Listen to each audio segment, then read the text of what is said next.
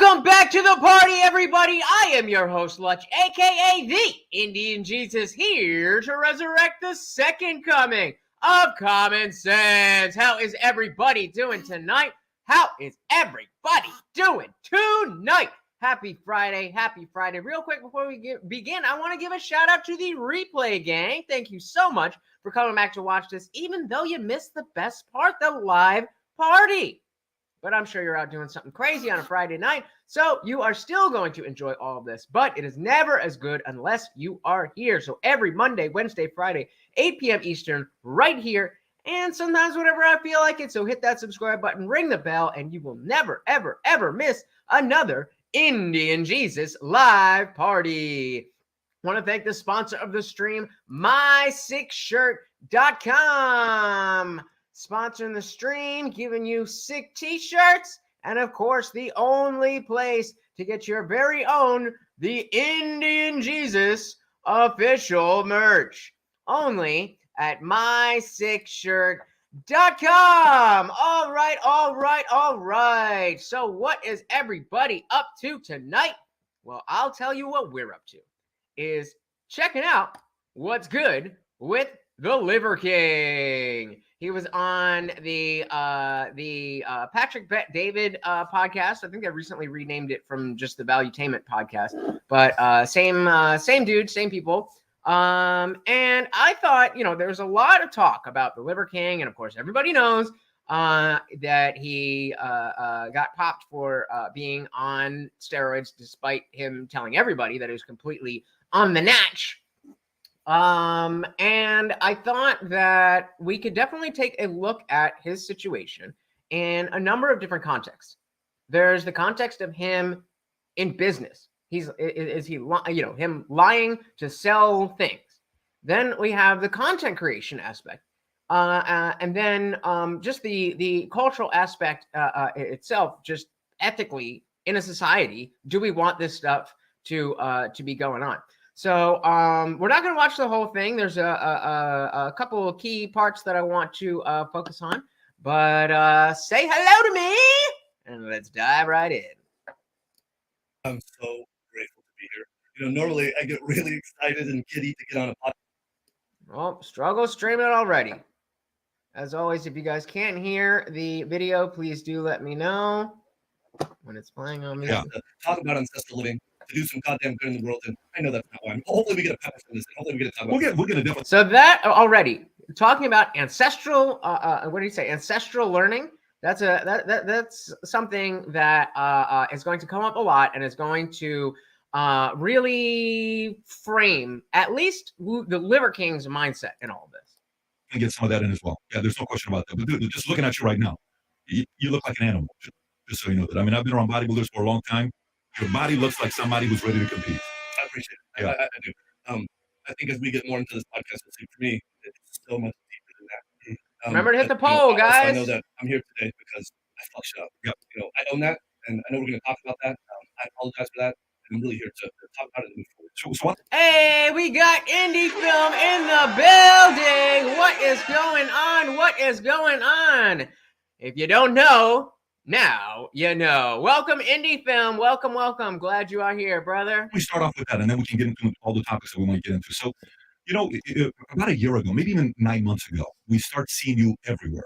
Okay, myself, just like everybody. Hey, did you hear about the Liver King? Did you hear about the Liver King? Did you hear about? Like, wow, what's he talking about? So he's talking about liver. You got to eat this, and you got to eat bone marrow. I'm like, that's great. In Middle Eastern, I've been waiting for somebody to promote liver because nobody likes to eat liver with me. So I'm like another guy that likes eating liver, and he's not from Iran or he's not Armenian. So that part of it was great. So, and then, as you're on podcast, whether it's with whoever it is, you're like, yeah, I don't do steroids, PED. Let me tell you, I did take PED. I'm going to admit to it. You said the lines that you said. And then came the part from the rest of us. I've been around bodybuilders for a long time. My dream was to be Mr. Olympia when I was a kid coming out. I went to the military, like, that's what I was going to do. And I'm looking at your body, just like everybody else who's in the space. Pause. And saying, naturally, it's not possible to look like that. And then the story comes out last week about the stuff that you were taking in an email. If you want to put that up there, Rob, when you see the email, well, this email and that, this was taken and that was taken and this was taken. And for people that are in the space, they know what those things are. You know it yourself. If you're in the space, you know it.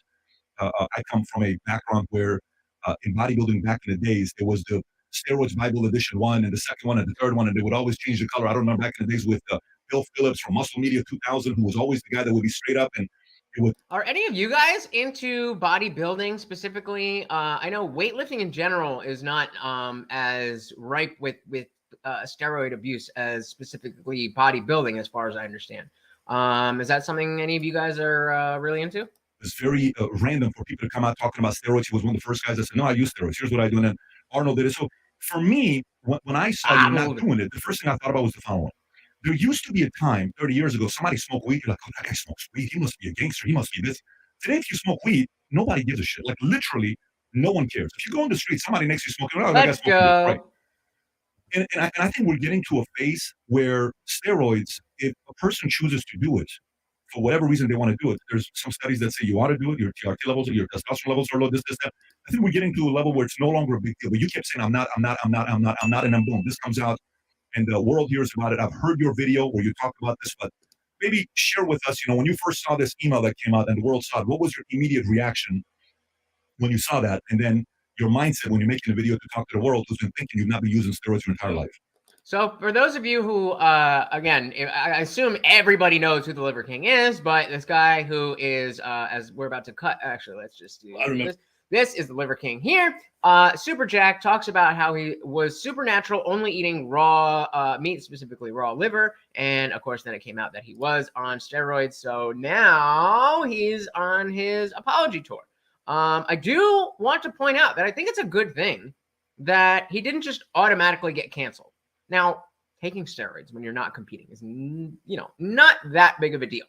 As Patrick Bet David just said, it's going in the way of, people smoking weed. But when you're selling a lifestyle, when you're selling supplements based on what you look like and you're lying about what you look like, that is where the ethical conundrum comes in. Hey, we got Tyler Smith in the building. What is good, brother? So don't really care if he was on them. Only cared that he lied. Exactly. That is exactly what we're focusing on. And we got Jeremy in the building. What is good, brother? What is good? Glad to see you. Glad you are here. Guys, make sure you hit that poll. I'm going to have more running through the night. So that was all the setup. And let's see what he's got to say for himself. Real quick, Jeremy says, just like Tyler said, only care because he lied. I remember it like it was 5 minutes ago. I was getting ready to go to bed, probably 8:30. I just spent some time with my boys, and everything was dark in the house. I'm getting ready to go to bed. Right before I go to bed, I like to just check my phone, make sure there's no emergencies. And the real ancestral way to fall asleep. There's a few that I sit at in my house. It's nice and dark. Nobody can actually see me. They walk by, they don't even know I'm there. And so I check my phone, and there's a group message that says, "Do we need to get crisis management involved?" And I'm thinking, oh God, here we go. Somebody's overreacting. And so, I'm like, what are we talking about here? So somebody then sends the link to the video. And so I start watching the video. I'm like, I've already seen 5 of these from the same guy. Like, okay, here we go again. Who was the guy that you're talking about? Derek guy. More plates, more dates. Made quite a few videos, right? Shout out to More Plates, More Dates. He is definitely the leading voice in terms of the eyeball test. And, as welcome, no freedoms, welcome, brings up a very relevant question, saying, who cares? We have women making songs for children about, Anthony. And I agree with you. In the grand scheme of things, this one guy kind of fudging the details on his business, there's a lot of other things going on. But like a lot of the other things that we talk about, we're not talking about it because it's the biggest deal in the world. We're talking about it because there's something that we can extract from it. That in the larger picture of our socio-political, philosophical, whatever message, there's something else, and there is an underlying theme that goes through all of the streams that we talk about. So, and hey, welcome, Frankie D. Welcome. But yeah, saying the same exact thing. And I agree. But that's exactly why we want to dive into this a little bit and see what is the nuance. Todd says, is there any science behind showing your gooch and balls to the sun, like Liver King says? I have no idea. Maybe that's bullshit. Oh, crap. I'm not supposed to curse in the first 20 minutes. Maybe that's BS too, but let's find out. Gotcha. And so all negative about you? I wouldn't even call them negative. I would call them the truth. Oh, wow. Well, there's one that's totally fucking full of shit. It's about me having ab implants and ab etching. Like, so I will say that's completely not true. So I'm like, okay, big deal. Here's another video, same guy, right? And then so I said, tell me exactly what minute to go to. So then I went to the minute that they told me to go to, and then they start reading the email that I sent. And I said, holy shit, like I did this. And I did this, and I called my wife over. I'm like, wife. She comes over. She sits right next to me. So she doesn't have a name. Wife over here. That's what I said. And wife over here. Damn primal, bro. Primal. She comes over and she starts watching it with me. And I think she could probably feel my heart beating right next to her. It was going to come out of my chest. And again, like everything on there was true. And I said, okay, like here we are right now. We're here. And so my mindset is, I called Derek. He didn't answer. And I sent him a text message. Hey, man, thank you. And so then he answered. I said, hey, what's the best way to get in touch with you? He said, I'm free now. So I gave him a call and I said, thank you for doing this. I don't know what good will come of this, but good, bad, and different. Everything in life is good. So that's right there an interesting way to address this. That clearly it was weighing on him. Clearly, as he talked about in his apology, which that's going to be the next poll if you guys saw his actual apology video or not, because that's kind of relevant in this. But he was talking about how the message, his ancestral message, that was what was really the focus, and whether or not he was on steroids. Like many of you are saying, nobody really cares. He had a bigger message that he was trying to spread. So that, but obviously as you scale up, and of course, as you are selling things based on how you look, then, it gets a little squirrely. But yeah, I didn't think of that. Tyler's asking before if there's any science, and yeah, vitamin D. Go outside, take the supplement, whether it's on your gooch specifically. I don't think those studies have been done, but it can't hurt, right? And I'm going to find a way, to make silver linings from this. And so there's so much good. What was his reaction when you saw it? Like, how did he take it? Yeah, well, actually, this is what he says, hello. And I said, how long did it take for you to make this documentary? And he says, a couple of weeks. And I said, holy shit, a couple of weeks. You did a masterful job. Hats off to you. Thank you for doing this. I don't know what good will come, but good will come of this. And he goes, oh, I'm surprised that you're so chill about this. Hey, we got Cottonmouth. I'm going to call you Cottonmouth. Welcome, welcome, welcome. That is me, the Indian Jesus, here to resurrect the second coming of common sense. Welcome to the party. We are just going over the latest from Liver King on the Patrick Bet David podcast, formerly known as Valuetainment. Welcome, welcome, welcome. I don't know what you expect me to be. Maybe you expect something else, but I know that you know this too. Like, you can't be grateful and express a life of abundance and also scarcity and contract at the same time. Like, and so this is my attitude. These are my philosophies and my principles that drive me. I'm like, okay, I don't know. So am I spoofing Jesus? Kind of, not really. I'm using the name to be particularly controversial or whatever as a challenge to people, because I know that having been brought up as a Christian and now an atheist, I understand if I didn't get a million messages from people telling me that my name was blasphemy. If they can get past a name that they don't like and actually listening to, exactly, heard it all the time. So if people can get past that, yes, I am being blasphemous. Okay. If you can get past that and have conversations about things that are actually happening in the world, that are actually affecting people's lives, then you deserve to be here. If you don't, then enjoy your life. How we're going to deal with this, but I'm grateful for this, and I'm going to figure my way, into this. Well, I figured my way into it. Now I got to go through the storm. And so that's my mindset. That's what I'm thinking. And so the way that I came up with the apology video was just like the kids were going to bed. They went to bed. First thing the next day, I said, hey, I need to talk to you guys. Let's get around the table. So we all got around the table. Oops. That's because Twitch is for, teenagers and losers. And we got a bunch of people on YouTube. So nice try. And really what I said to my kids is almost the same thing on the apology video. Was like, I just looked at them, and this is tough, to look your kids in the eye and to tell them that you've been lying to them. They were lied to my kids, not anything. I lied to them.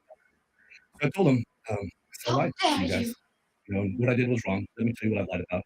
I have taken steroids. I'm on steroids right now. I can tell you the reasons why I'm going to justify it. That reminds me of the Mitch Hedberg, the Mitch Hedberg joke.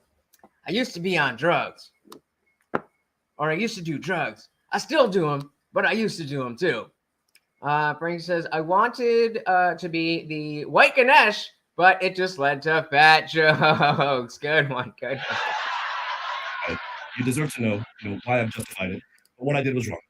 And thank you, Cottonmouth. I take your luck in stride. I'll never lie to you guys again. And the reason why I just the mind is such a deadly weapon, because once I got myself into this, I convinced myself that this had nothing to do with my message. I convinced myself that who the fuck am I cheating? Like, I'm not in a competitive sport. Who am I cheating? And I would say, like, one of the most hurtful things is maybe I did some of the most damage. Is I convinced myself that a 15-year-old boy, my kids, these guys, they don't need to hear this message. And so there's a whole lot of other things that I convinced myself of. But once I convinced myself of like these 6 or 7 things, I'm like digging the hole and digging the hole. Now I'm answering DMs. I don't touch the stuff. Never gonna touch the stuff. Don't touch this. Now I'm going on podcasts. And now I'm doing the same thing, and I'm just digging that fucking hole deeper and deeper and deeper. And it's probably the thing that I regret most in my life. Out of all the dumb shit that I fucking done, like, I probably regret this the most. So facing my kids. You guys know what my biggest regret is. What was it was tough, but it's brought us closer together. And another silver lining that I see in this is like, my kids have held me in the highest. They think that I'm this infallible character, and so I will say that I am grateful that my kids see me drop to my fucking knees. That's an amazing point. That's an amazing point, because that point comes in, and I mean, obviously I'm not a father, so I don't know from personal experience, but from having a father, and knowing other people with fathers, and knowing other people who are fathers, there's this moment in every child's life where you realize that your dad is not Superman. And Dad, I'm sorry to bring this up again if you're watching, but with me, I remember specifically, it was one Christmas. We were all gathered at my parents' house. Not all. I mean, my brother and my sister were at my parents' house. Maybe one of their significant others or something. This was maybe somewhere within 10 years ago. And my dad is a very well achieved doctor. He is a surgeon. He, does well for his family. I think, besides my own fuck ups, I think he did an amazing job of raising the 3 of us. My parents are still together. Go down the list. Extremely intelligent man. But we're all there for Christmas, and he goes, "Oh, I saved this thing on cable that I want to show you guys." So he goes to the on-demand thing, the DVR. And he goes to something from Discovery Channel. So I'm thinking, all right, well, Discovery Channel has been kind of not great in the last few years, but well, let's see. Maybe he found something. Are mermaids real? I'm like, are you joking? It was one of these, in the late days of Discovery Channel. Because if you're younger, you may not remember that Discovery Channel used to actually be a legitimate educational channel where you could go and actually watch nature documentaries and stuff like that. But then it became all Sharknado and this and that. And it was one of these fake, CGI type things. And my dad thought it was real. And in that moment, I was like, oh, he's just a guy. And I was actually kind of angry about it. I don't know about you guys, when you realized that your parents weren't infallible, but I was kind of angry at the time. But of course, you get older and you realize, like, oh, oh, I love it. But yeah, so the fact that the specifically More Plates, More Dates gave the Liver King this opportunity to show his kids who he really is, while he's in the process of putting forth this fake version of who he is, and it's getting mixed in with who he really is. So that's very mature. Mature is a weird word for a 40-year-old man, but I'm enlightened. A nice enlightened take on a shitty situation. They see how I'm dealing with this. From day one, I was grateful for it. Immediately, I'm like, I own this. I fucking own this. And I'm going to lead myself out of this. I want you guys to see what ended up happening. I know I'm not rising above this now, but I know in time, that will happen. And so that's how I handle it. All right. So today's podcast sponsored by Aura. All right. We're not doing ads for you. Sorry, guys. Kids, your kids are here with you. Your wife's here with you while you're going through this. That says a lot about the character of the family. And anything with family, issues like this. There's not a perfect father in the world. There's not a perfect mother in the world. It's mutual, no freedoms. It's mutual. The best thing I ever was taught about this that lifted a lot of weight off my back of having perfect expectations of my parents was 3 things I learned. A guy one time told me this. It says every kid and a parent, specifically father-son relationship, goes through 3 phases. First, they idolize, which you just used the word, they idolize dad. Then they demonize. I can't believe you did this, dad, which you haven't gone through. Your sons have your back. And the last one is humanize. Daddy's a human. He's not a machine. He's not perfect. Okay, so that level of that lifts weight. What was I just talking about? I'm so smart. Off our back to become looser parent, having fun. You still have high standards and expectation. I'm not here to be perfect. But let me first of all, thank you for being transparent. I feel the sincerity here from you a lot more than the video I watch. I think the video is like, what I said, so much pressure, like under so much pressure when you look at something like this. So you're trying to say everything, knowing there's going to be. Okay, so speaking of, we have 40% or 60% of you who haven't seen the video. So let's watch that real quick. It's not too long. River King apology video. That way, again, you guys know that I like my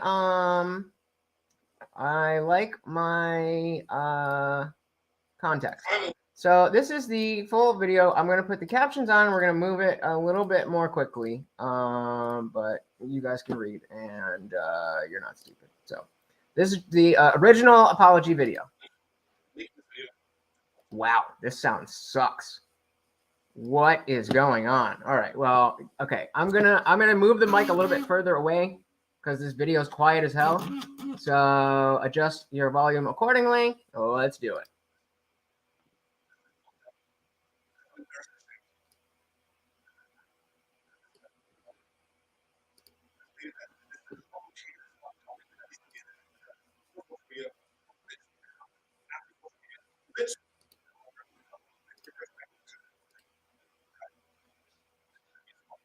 Guys, really quick, if you do me a huge favor, hit that like button. That's the biggest thing. I know that I'm shadow banned right now. And if we can get out of that rut, then we are on our way to 1,000 subscribers. So please just tap that like button. It's so quick and it's free.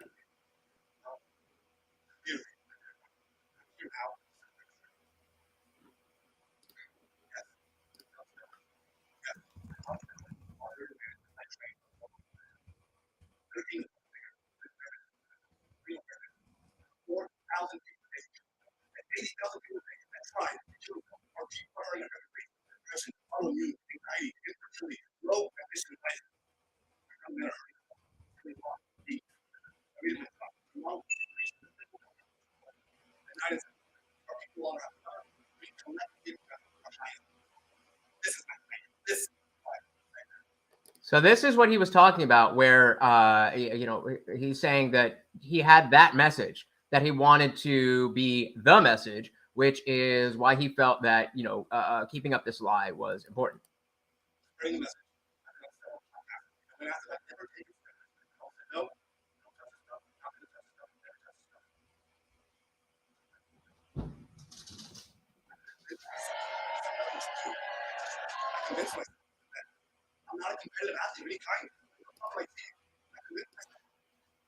And a lot of us agree with that, right? A lot of us agree with the fact that it doesn't matter as long as you're not competing against others. It's the fact that you lied.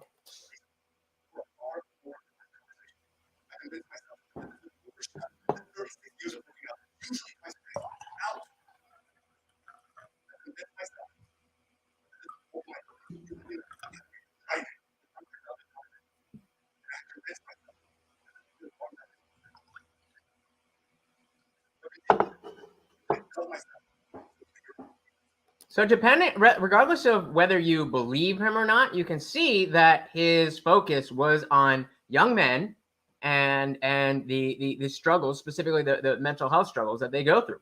So, hey, I'm willing, if that's your goal, I'm not excusing your behavior, but I'm at least willing to listen to the apology. Hold on. I will be better.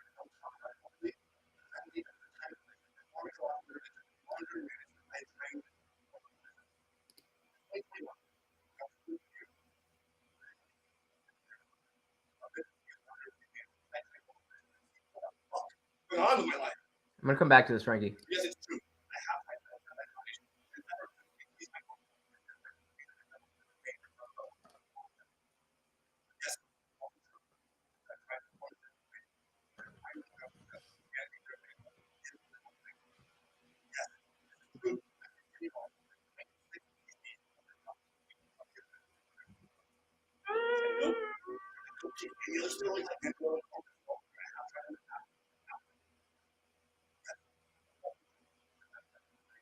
It's only a 6-minute video, guys. We're 2 minutes left. 1 minute.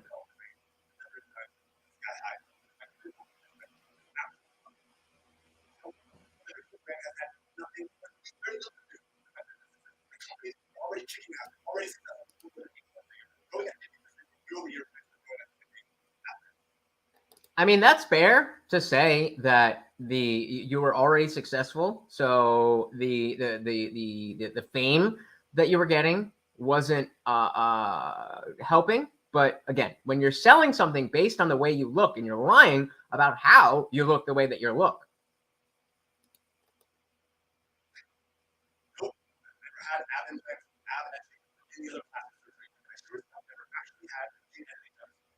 I made all of that up. All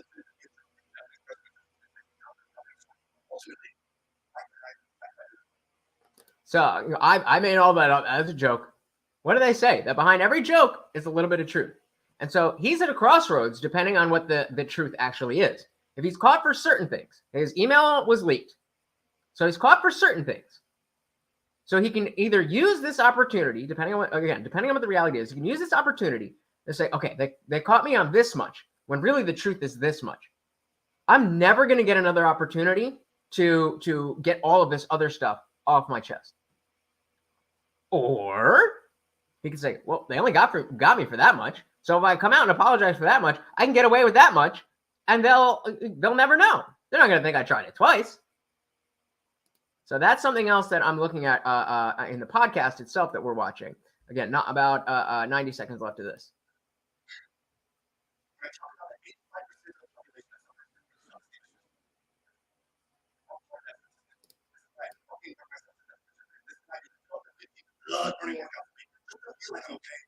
What do you mean? You got a wife and a family and successful businesses, and you look great and all of this, and you have low self-esteem as a man? That doesn't happen. No. I believe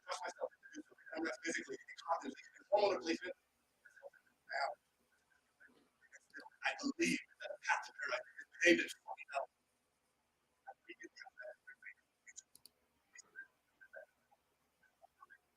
I need to take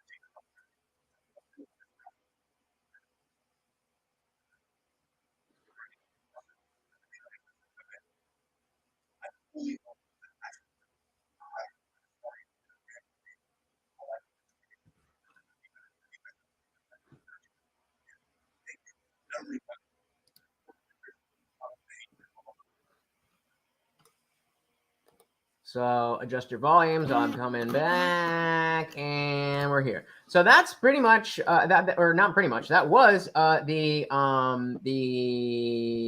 apology in its entirety. Hey, we got Bon Boone in the building. What is good? What is good? Yeah, I know the audio on that video is terrible. The podcast that we're watching is great though. But yeah, we are checking out. So that was the original apology. And so now, as he's going on, he expanded a little bit on the opportunity that he got to use this to open up and to get all of this off his chest. So again, I'm the context guy, so they're probably going to play a little bit of it here. Again, the sound on the video itself sucks, so when they play it, it's going to suck as well. But just a short part of what we're doing. You can't get the perfect message, specifically these types of messages. You're going to tear it apart, and they're going to say, "You're there." So actually, let me back that up a little bit. A guy one time told me this. It says every kid and a parent, specifically father-son relationship, goes through 3 phases. First, they idolize, which you just used the word, they idolize that. Then they demonize. I can't believe you did this, dad, which you haven't gone through. Your sons they have your dad. And the last one is humanized. That is a human. He's not a machine. He's not perfect. Okay, so that level of it, that lifts weight off our back to become looser, parent, having fun. You still have high standards and expectations, but I'm not here to be perfect. But let me first of all, thank you for being transparent. I feel the sincerity here from you. A lot more than the video I watched. I think the video is kind of what I said. And Bonboon, you're right. You're right. Most people who are in the know knew all along. This isn't a surprise to many people. Oh, I want to come back to Frankie's comment before. It said it reminds me of the WWE steroid scandal. Congress wasted millions to investigate pro wrestling to make sure no one was cheating.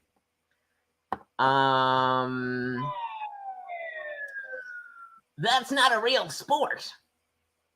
And I'm agreeing with you in the sense that while absolutely it is a physical endeavor, and wrestlers put their bodies through hell. It's you're not getting a competitive advantage because there's no competition. The next thing they're going to do is go and make sure anybody who gets hired by Marvel isn't using steroids. Like, what are we doing? Bamboon said, but he did lie, and that was shitty. He apologized. I think we should move on. What more do they want? And I agree. I agree with you. And the reason I picked this podcast of Liver King to talk about was not because it was about him groveling. It wasn't about, why did you do this? It wasn't about wagging his finger. It was about, okay, we're all adults here. This shit happened.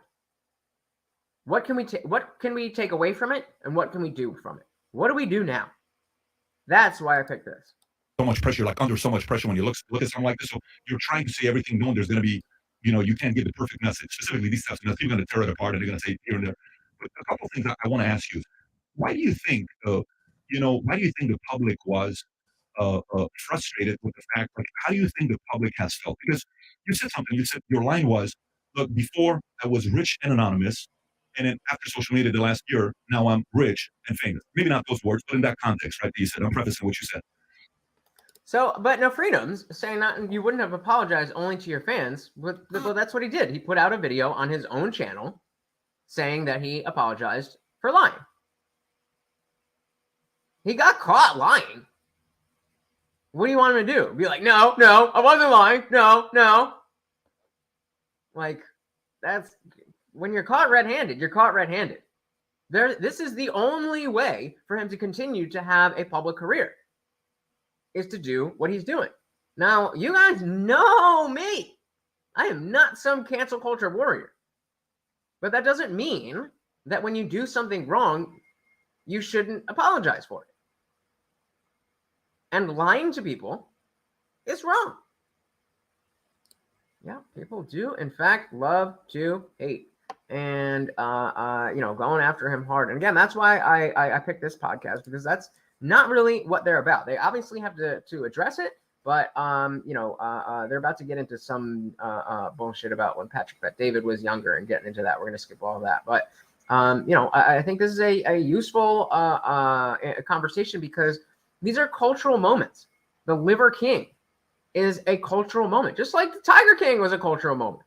Whether or not the content of watching either Tiger King or Liver King videos adds to your enlightenment, that's not really what we're doing here. Well, I have to disagree with you there. I don't have much to say, except that's silly. I think you're trolling, but I kind of feel like with you, maybe you're not. And that would explain a lot if you have no regard for other people taking your word to mean anything. But as a man, lying to people is something that I don't want to engage in, because as a man, my word is all I have. Bonbon, you do not have to apologize for that. Yeah, that makes sense. There's power in being low key and having your own life and just kind of not getting bothered by anybody. You can go anywhere. I was at Beverly Hills Hilton, by the way. My wife's across the street. You're going to Beverly Hills Hilton. We're staying at the same hotel. I'm going to the restaurant. You're walking in. She's like, hey, did you see that guy? I say, yeah, it's just Ron. It's Liver King. He's just walking in there, right? It was like 4 weeks ago, 5 weeks ago. You were in LA. We were in LA. But People now recognize you everywhere you go. What do you think is the level of frustration from fans, other influencers? Thank you so much for the likes, guys. I really do appreciate it. Thank you, thank you, thank you. When you say something like this, what do you think upset them the most? The relationship with you and the fan. You know, fans, when they run up to you, they feel like they've known you. That's kind of like they were just kicking it with you. Yes, it's kind of weird when you talk to a fan. And a fan today is very different than a fan of 20 years ago. A fan of 20 years ago is, you only see that Hollywood celebrity in a movie. So it's like, oh my God, it's so... Shout out to Cherie and Parasocial Relationship. Mr. Stallone. But the fan today is, he watches you every day on a podcast, every day on Instagram, every day on TikTok. It's not just a fan. It's my boy. Yeah. It's like, you know, so what was this? Or so you think. Disappointed did you experience with the fans? What do you think they're thinking? And they really know me. I mean, first thing I do, I get up, I make a good morning story. I mean, I'm filming stories all throughout the day. That's an interesting point. They know you because you're being authentic, except for the steroid point. You're being authentic and you're putting yourself out there. But that doesn't make you friends. I could read everything that's ever happened in your life and know you better than you know yourself, but that doesn't make us friends. And that's the nature of these parasocial relationships that develop, specifically on YouTube.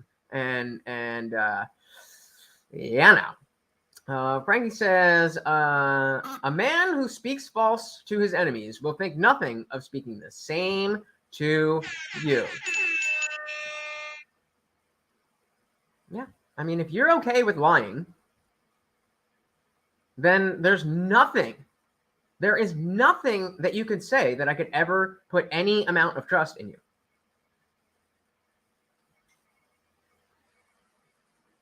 Yeah. There's no, if you're okay, if you're going to say that it's not wrong to lie to people, then I know that you're operating on a very different moral outlook than I am. Every single day, you know, to let people in. Yeah. And I think, I don't know how really to answer this other than I let them all down. You know, I said that I didn't do this thing. I said that I didn't do steroids this whole time, you know, and I've been doing it. And so I think that when you're dishonest with somebody, when you mislead somebody, I believe that what they feel is the truth. You know, and so what I try to share back is, first thing I always want to say is I apologize for that. I did this. I own that, and I know what I did was wrong. What I try and make sure everybody understands is the North Star. New poll. 4,000 people a day actually kill themselves. That 80,000 people a day try.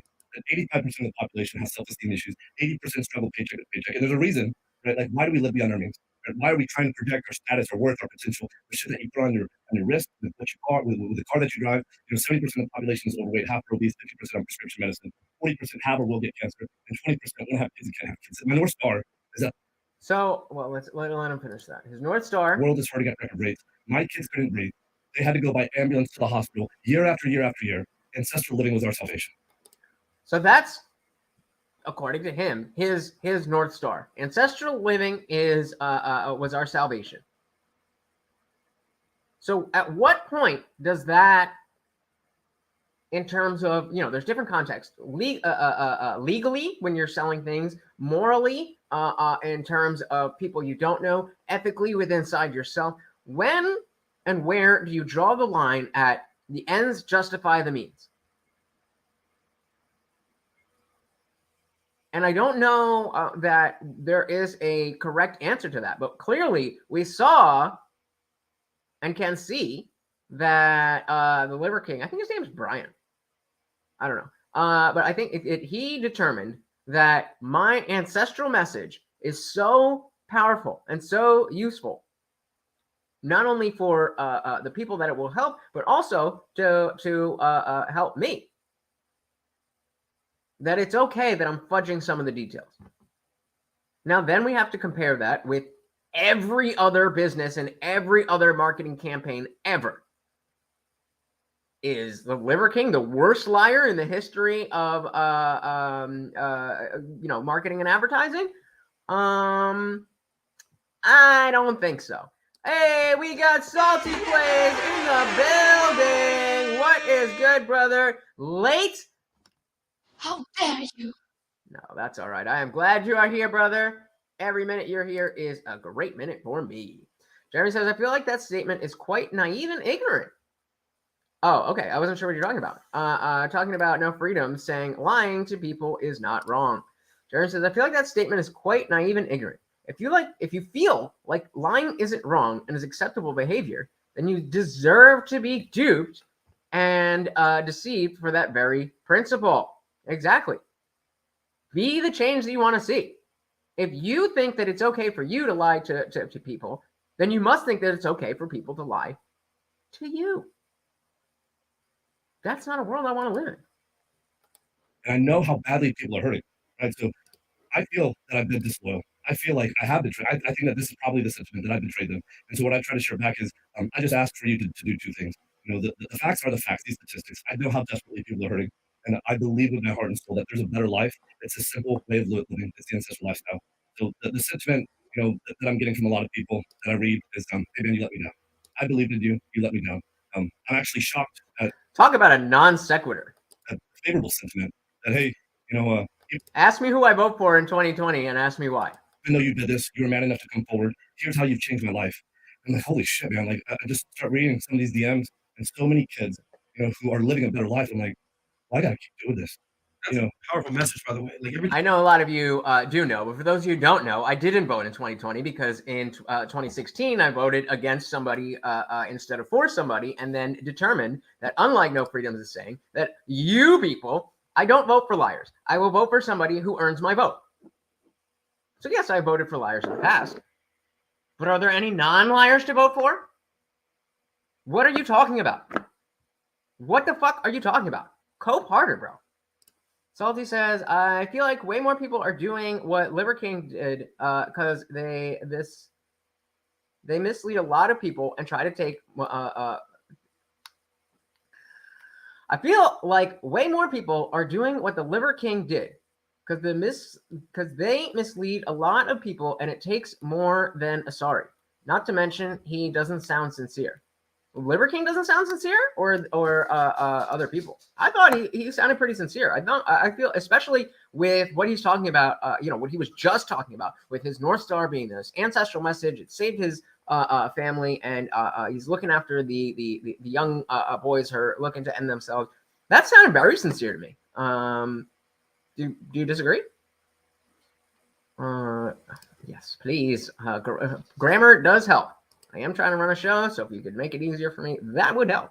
But yeah, you're saying Liver King doesn't sound sincere? Thing you just said about I'm gonna make that a poll. Being a better person and how much people are struggling in depression. Like if you just stuck with that message, right, and just continued to work out and didn't do steroids, but still looked like a massive fucking caveman animal, wouldn't the message still be as powerful, right? Like why do you need steroids to embrace that message? The steroids aren't for the message. The steroids are for me. Somebody asked me, hey, cut all the fucking shit, give it to me in one line. I don't know if this is one line, but I think what it really. There you go. There you go. It was all for me. That sounds sincere to me. That sounds like taking accountability. What do we hear with, and it's not just, we focus on when women don't take accountability, but especially on YouTube.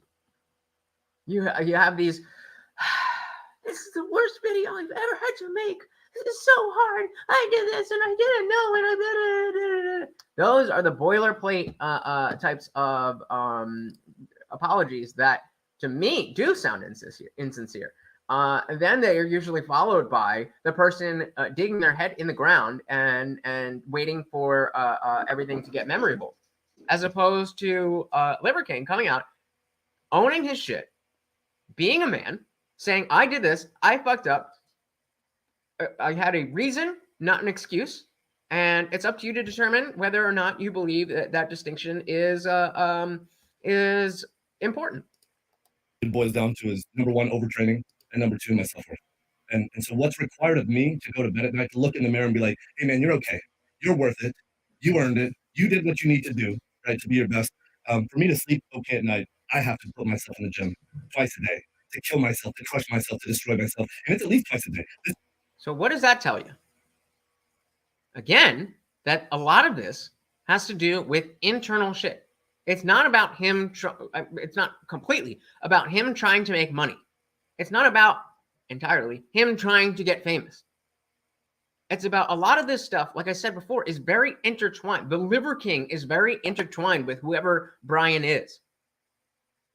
And I think that's a very big problem with content creation and influencer culture in general is that authenticity is what people value.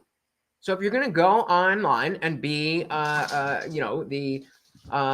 we got You Win TV.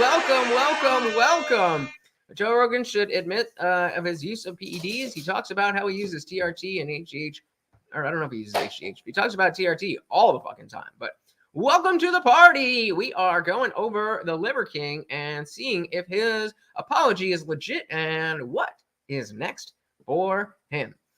But again, we're seeing that a lot of this is internal, and the struggle that you would see with a typical 15-year-old Twitch streaming girl who is like, oh, I'm getting so wrapped up in the I'm getting burnt out, and it's the same kind of thing that is affecting this grown-ass man who has a family, who is already successful, and fame is a hell of a drug.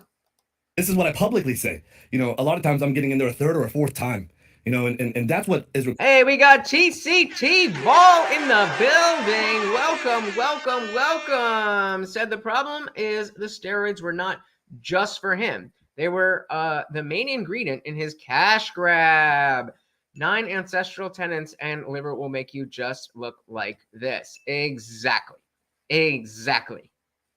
That is, and it makes sense why he had to lie. Because the whole, 9 ancestral tenants, the liver will make you look like this, doesn't really work if you have to add on the fact that you're, shooting your ass up with this, that, and the other. I get it. But as he was talking about before, he felt, seemingly, as we all agree, unjustly, that his ancestral message was more important than whether or not he was specifically doing these things. The message that he was sending in his mind was about helping people and doing this. The fact that the cash grab, if he had never tried to monetize specifically his supplements and stuff like that, that would have been fine. But to say you can look like this by buying my product, and that being a lie, is the problem. Jeremy says, and welcome to the party, TCT. Welcome. Love seeing new faces.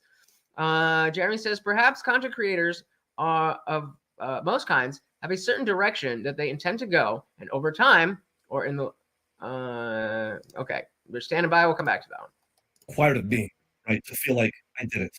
I don't know if you've ever gotten something that you didn't earn, and you could have earned it, and if that happens over and over, and so for me, this made a big difference. PEDs made a difference for me to allow myself to get into to maintain through these workouts today. And the dangerous thing is, after PEDs, I'm like, oh shit, I can get in here maybe a third time, maybe a fourth time. And so for the first time today, what I talked about is, okay, well, why do I need to do that? So someone asked me actually the other day. Today's the first time I ever talked about it, and I've never dealt with this before. I've never really believed in trying to talk about some of my deep-seated shit in the past. I'm like, what? I got a chip on my shoulder. Good. So I started talking about, okay, so why do I need to do that? Makes sense. And so I think what it really harkens back to is my life from when I was 10 to 15 years old. Harkens back to? Is that how you say that? I don't know. I know what he's saying, but I don't know what the correct terminology is. And the fact that the auto captions capitalized harkens tells me that that's not the right word. But all right, I'll let Jeremy finish. But sorry, little aside. Let's back it up. Yeah. And so I think what it really harkens back to is my life from when I was 10 to 15 years old was just a fucking hellhole. I was the only one of my kind at school. I was tiny.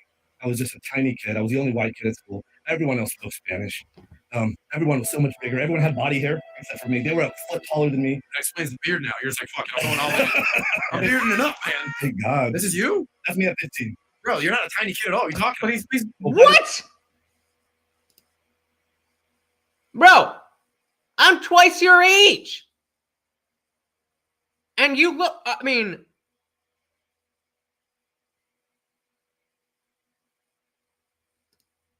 what are you ashamed of? I mean, or don't. What are you going to do about it, Indy? You know what I mean? Like, hey, when you look like that, you can wear whatever the fuck you want. But to say that, yeah, when did he start? When he was 12? Are you, Jeremy, are you done with that other thread? I just want to, I starred them all. I want to make sure you're done. Yeah, exactly. What a loser. What a loser. Wait, that's Okay, so here, let's go back to what Jeremy was saying.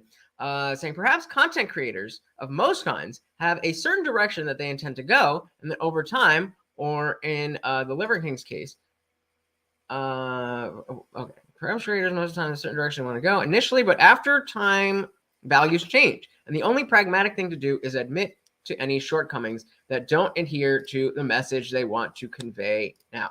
Yeah, I mean, I can absolutely attest to the fact that, you know, the fact of the direction of your channel changing. I started out as the I Didn't Read Your Book podcast. How many of you, other than Indie Film, even know what that is? Or that's what I wanted to do, and it wasn't doing what I wanted it to do. So I had to pivot and change. And so eventually I want to get back to talking about books and stuff and all that stuff. But it's you're absolutely right, Jeremy. Absolutely right. He is different than a girl on Twitch. Yes, I would agree with that. So TCT said he has to be on the sauce, right? With at 15. I mean, what it says over in the corner was this was taken before I whatever. So it makes sense that it would say that this was before I took anything, but I don't know. This is weird to be like, I was made fun of. Let's listen to what he was. Let's back it up a little. Listen to what he was actually saying. And see if this picture matches what he was saying. interesting because after PDs, I'm like, oh shit, I can get in here maybe a third time, maybe a fourth time. And so for the first time today, what I talked about is, okay, well, why do I need to do that? You know, so someone asked me actually the other day, today's the first time I ever talked about it. And I've never dealt with this before. You know, I've never really believed that trying to talk about some of my deep-seated shit in the past. I'm like, you know what, I got a chip on my shoulder. Good. So I started talking about, okay, so why do I need to do that? And so I think what it really harkens back to is my life from when I was 10 to 15 years old was just a fucking hellhole. Okay, so he said his life from 10 to 15. So that means at 15, that's the end of when his life was a hellhole. I was the only one of my kind at school. I was tiny. I was just a tiny kid. I was the only white kid at school. Everyone else spoke Spanish. Everyone was so much bigger. Everyone had body hair except for me. Everyone was so much bigger. They were a foot taller than me. That explains the beard now. You're just like, fuck it, I'm going all in. I'm bearding it up, man. Thank God. This is you? That's me at 15. Bro, you're not a... So this is him at 15 after the last 5 years of him being made fun of for being tiny. I've had 19 years of being made fun of for being tiny. And I've never looked like that. Certainly not at 15. And you don't just, it's not like that just happens. So clearly, from at least a year before, he was working out and doing whatever. So maybe he's going to dive into it a little bit. But that doesn't really match up. Remember we were saying before, is that the difference between, Liver King's at a crossroads, depending on what the truth actually is. He's been caught for this much. So he can either cop to this much and say, that's all there is. And that's all there is. Or there's actually this much, but he only got caught for this much. So he's going to have to admit to this much, thinking that he's going to get away with everything else because he's admitted. Yikes. I was right there with him until this. This does not look good. Jared says, from a man's standpoint, who the fuck cares about wanting to be a fucking simian? I don't know what that is. And have copious amounts of body hair. I mean, I certainly don't want to have body hair. I used to shave my arms. It's not even like, I mean, now you can see with the tattoos, but it's not like I have super hairy arms. But as an Indian kid who hung out with a bunch of white kids, and white girls, body hair was always something I was super self-conscious about. But very, very weird. Very weird. This does not match up with what he was just saying. Frank says he was training, saying his prayers, and eating his vitamins. You don't really care about body. Well, and that's the thing, is that it's depending on, I think it's a cultural thing. In certain cultures, not being hairy is seen as not as masculine. And then in other cultures, being hairy is just seen as gross. So weird. So let's see where this goes. This is him at 15 after his life from 10 to 15 was hell, and he did all of this. Hey, we got the resident sausage, Jimmy Dean, in the building. Welcome back. Where have you been? I don't care. I just am glad that you are here. Welcome back, buddy. We are going through the most recent appearance from the Liver King on the Valuetainment podcast. Welcome. Tiny kid at all. What are you talking about? Well, by the way, that's 15, and this is what I'm getting at. And so what I'm getting at is every day I'm getting the shit kicked out of me, and I don't fight back up once. People are just... You're getting the shit kicked out of you by 15-year-olds looking like that? Now I'm getting skeptical hippo eyes. Punching me, and many times... Faking ass whooping? Well, many times I got knocked out, and the bell had already rung, and I got to find my book bag. Half the time they hit it. Most of the time it was in the trash can. I already fucking know. The book bag's gone. It's probably in the trash can. And then you got to try and figure out what period is it? What class am I supposed to be in? Most of the time you go to the wrong fucking class. And that happened for so many years that I remember I looked in the mirror and I had zero self-worth. I was totally embarrassed. I was humiliated of, like, I became this guy. And I wanted to be anything different except for this fucking guy. I did not want... So when he's saying this and he's pointing in the mirror, is this before he looks like that? Or is this while he's looking like that and we're talking about straight up body dysmorphia? To be this guy. Anyway, so I went through that probably from about 10 to 14, 10 to 15. I've been working out actually for a little while. But no, you're telling me you are telling me that picture that we showed of a 15-year-old is a 15-year-old who works out? No, I don't believe it. 13, 14, somebody said, hey man, you look pretty strong. Holy shit, really? You think I look strong? And so I doubled down on all that stuff. There's a whole lot more to this story. I don't know if you guys want to hear it, but we do. I actually, because I think they're I do want to hear it, and I want to go through it because I think there's a lot of people that need to hear it who are going through it. It's a very lonely place. And, when you hear these stories about why'd you become a UFC fighter? I got bullied growing up. Why'd you become a, boxer? I got bullied growing up. Why'd you go do bodybuilding? Because I was sick and tired of people pushing me around. I wanted to intimidate them through my muscles. Why are you so relentless and successful? Because I couldn't stand being bullied, and I didn't see somebody of value because I was always compared to this kid or that kid. Why did you start a YouTube channel? Because nobody would listen to your Facebook post or read your Facebook posts or anything like that. No? Is that what we're talking about? That's very natural to go through that. And by the way, again, I appreciate you being sincere and being straight up. And you're not going to be talking about this a year from now, 2 years from now, 5 years from now. It's just you do it right now. The pain happens. You move on. You go to the next thing, and people are going to leave you alone. One thing about the world I've learned, my dad told me something very interesting when we saw Kobe, delayed Kobe, and we're diehard Kobe guys. And, we're in LA. R.I.P. Kobe. Okay, so that's like our guy. Like Kobe's my guy, a friend, a guy that I really admired watching. He's an August 23rd, 78 baby. I'm an October 18, 78 baby. When he came to LA, we grew up with this guy, right? So when he went through some of the stuff, and he saw him fall, my dad would say, let me tell you one thing about America. Here's what America's all about. For whatever reason, Americans fiend seeing a man fall and be publicly humiliated. Yep. He says, do you know what Americans love more? I said, what? They love redemption. They love redemption stories. I've got the chills all over my body. He says, they love redemption stories. He says, you may fall one day, don't worry about it. They love redemption in America. It's a good story to be thinking about because that is the DNA of America. But I want to say something because there's some people that are like, oh, why would you have that guy on? Let me tell you what he did. Why would you do this much? I've had people that have killed people. You haven't killed anybody. I've had mobsters. I've had criminals. I've had FBI guys. I've had CIA guys that are hated. I've had a lot of different people. Okay, what you did is you did steroids and told people you've never done steroids with IndianJesus. Okay, fine, no problem. This is the part. I mean, not no problem, but point taken. It's like he's saying, he's had people who've been there who have killed people. And as other people were talking about, in the grand scheme of what's going on in the world, certainly a D tier at best celebrity not being completely authentic, not the end of the world. That is not why we're watching this. But I think I'm going to speak on behalf of the audience. And I think this is what the audience is thinking about.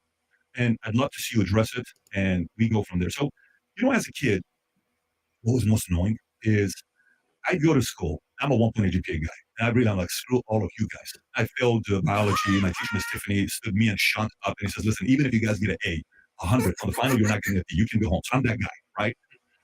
You know who the annoying person was in class? Person thought, oh my God, I got a 98 on the test. And I didn't study. It's so crazy. Come on, shit, I must be a dumbass. That might have been me. That might have been me. That was that guy. That was that guy. And that is a big reason why I didn't do as well in college as I was capable of, because public school system is terrible. And I was able to go through high school without really studying at all. And even though college wasn't, the hardest thing ever, comparatively, I was not prepared, because even though my mom said that every single school day I had to spend an hour reviewing the material of the day that I had the material that I had learned that day, I wasn't doing that. I closed my door. I had my PSP. I was playing Madden 06 or whatever. But I was just, call it a pat on the back. But I was kind of able to get through high school without much studying. So, sorry guys, if I was annoying, I apologize. This person didn't study and got a freaking A. I'm an idiot. I'm like terrible, right? Or the person like, oh, that girl, yeah, I got a girl every day. Oh, these guys, everybody wants to be with me.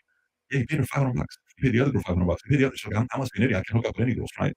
And then the other part, that I can relate to. all my money is all self-made. My parents gave me nothing.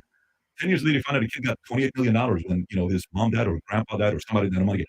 So that's the feeling that produces frustration, because one cannot compete with that. One of the reasons why I stopped bodybuilding, where it was going to be my life, and I appreciate that this guy's being straight up with me. I get out of the army. I didn't do steroids in the army. I got out. When I got out of the army, I did 6 weeks of primobolan. I don't know if you're familiar with primobolan. So, primobolan. And then I did a couple pills of Anadrol 50. And I took some Clen. I only took Clen for 1 week because Clen made my heart. I'm like, I can't touch Clen at all. So this is me at 18, 19 years old. This is what I'm going to be doing. And this is pre-primo. I haven't touched anything here. This is purely in the army. But this is what I'm going to be doing. If you go on the picture right there on the bottom, right there on the one lower, this is. So really quick, he's talking. He goes on a kind of long tirade about his own life and what he was doing, and not super relevant. So I'm going to let him finish this part, and then we're going to skip ahead a little bit. And if you are just joining us, welcome, welcome, welcome. We are watching The Liver King on the Patrick Bet-David podcast, formerly known as Valuetainment. I am your host, the IndianJesus, here to resurrect the second coming of common sense, and you are in the right place. If you click on that, that's Primo, that's Anadrol 50, that's that face, okay? I have 21 inch arms at this face. I can't have 21 inch arms naturally at 21 years old. So now, unless my name is Ronnie Coleman, which he can, because he looked like that till I was 30 years old. And one day I went to Mr. Olympia, okay? And I hung out with all these guys. Put the picture with me and Dorian Days, top left. Yeah. So he just goes through a bunch of stuff about how when he was younger, he used to go through this stuff. He competed, and the ins and outs of what that does to your psyche, and what it's like to be on those drugs and so on and so forth. Not super relevant to what we're talking about. Every 3 days. So actually, before we continue, got some comments here. Hey, we got I am in the building. So anyone who can't see this guy was on roids is a fool. I didn't know, but that's just because I'm ignorant. I don't think that I'm a fool. I just wouldn't know one way or the other. Said, put your chest in it.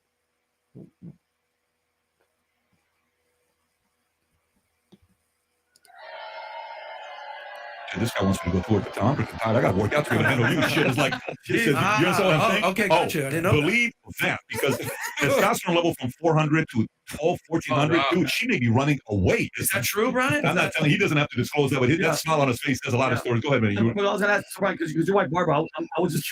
Why would we just skip over that? That's what juicy. So Barbara, your wife, she seems amazing. I follow her on Instagram. I'm just interested. How do you think? How is she? What's the backlash there? Because I'm pretty sure. I know people are in shit talkers, and how's she dealing with? I'm pretty sure people are hitting her up. Like, can't believe your husband. Like, how is she going through? How's it affecting her? So yeah, I couldn't find. I didn't get a perfect timestamp, but so they were talking about like what is what Patrick Bet-David's experiences with all that stuff was, and now he's talking more about his wife and his family and how all of this is affecting them. I don't know. She says it all in her eyes. Yeah. I mean, the way that she looks at me, the support that she gives me in her eyes. Like I need an aw button, like a studio. Ah. The way she puts her arm around me, the affection that she shows me, the physical love that she shows to me. We have just such a healthy perspective on hate.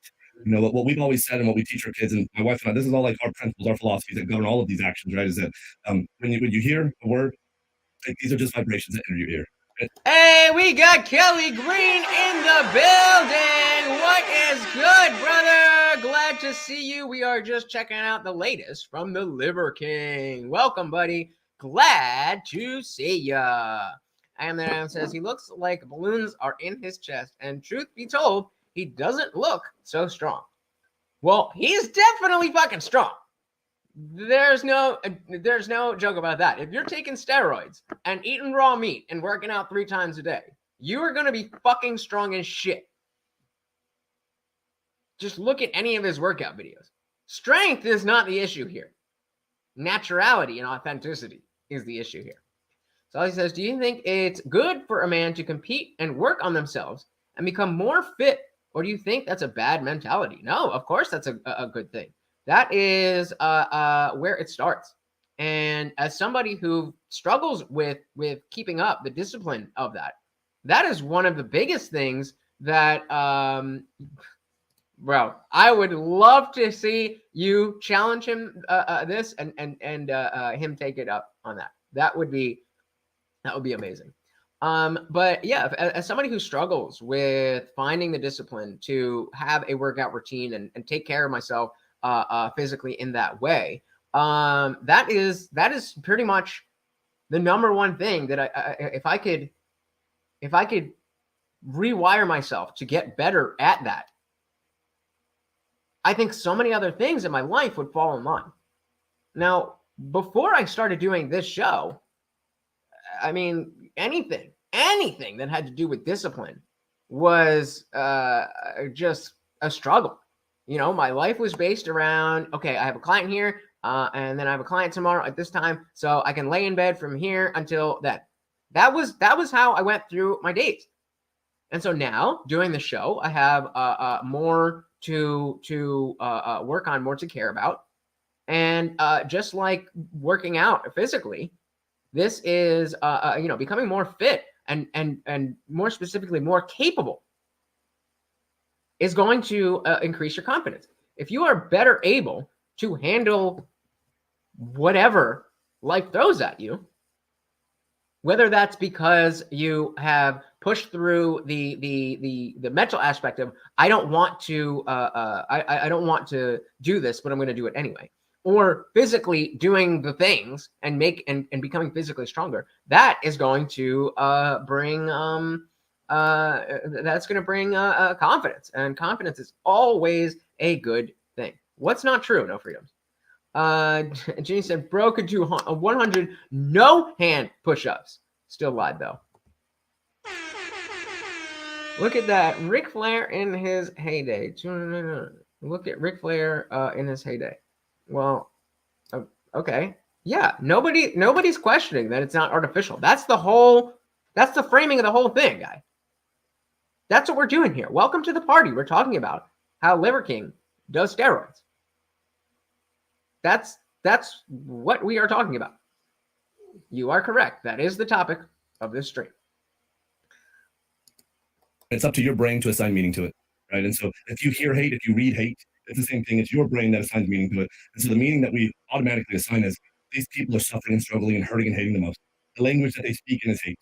So we got to do our jobs, even more now. It's like, so like we read hate. How could you possibly know that? Why do people just say things? Why would you know that? Do we really need to bring up his Instagram? And I mean, let's just pick the first thing that's him doing something physical and workout related. The first one on his profile, and that he's doing something physical, workout related. Okay, first one. This is just the first one. I can't do that. Okay. So I don't know shit about weights, but that's a lot more than I could do. Let's keep going.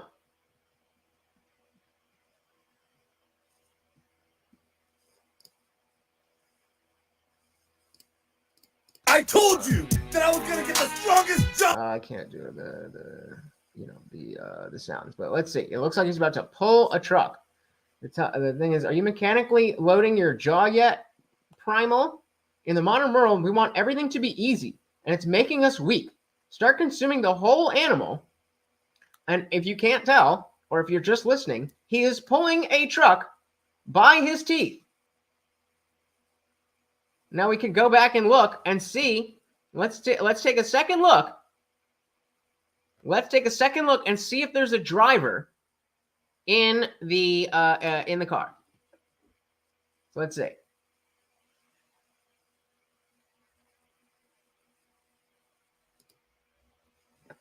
I don't see anybody. Can we zoom in?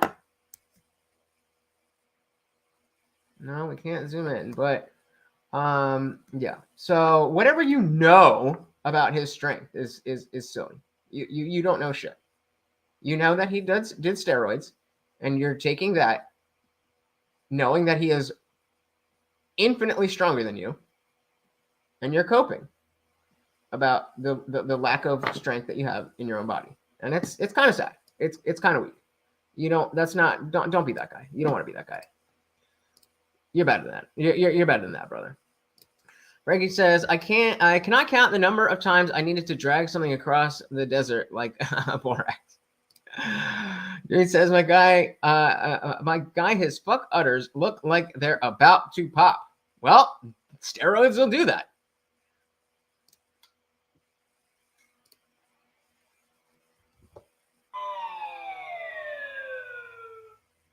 That would be extremely impressive if he could pull a car that is in park with his teeth.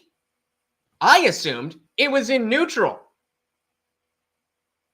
But if you're saying it's in park, then yeah, those would be strong gums. Anyway, since that was something that completely upended your argument, Salty says, a man on steroids who works out for 3 times a day?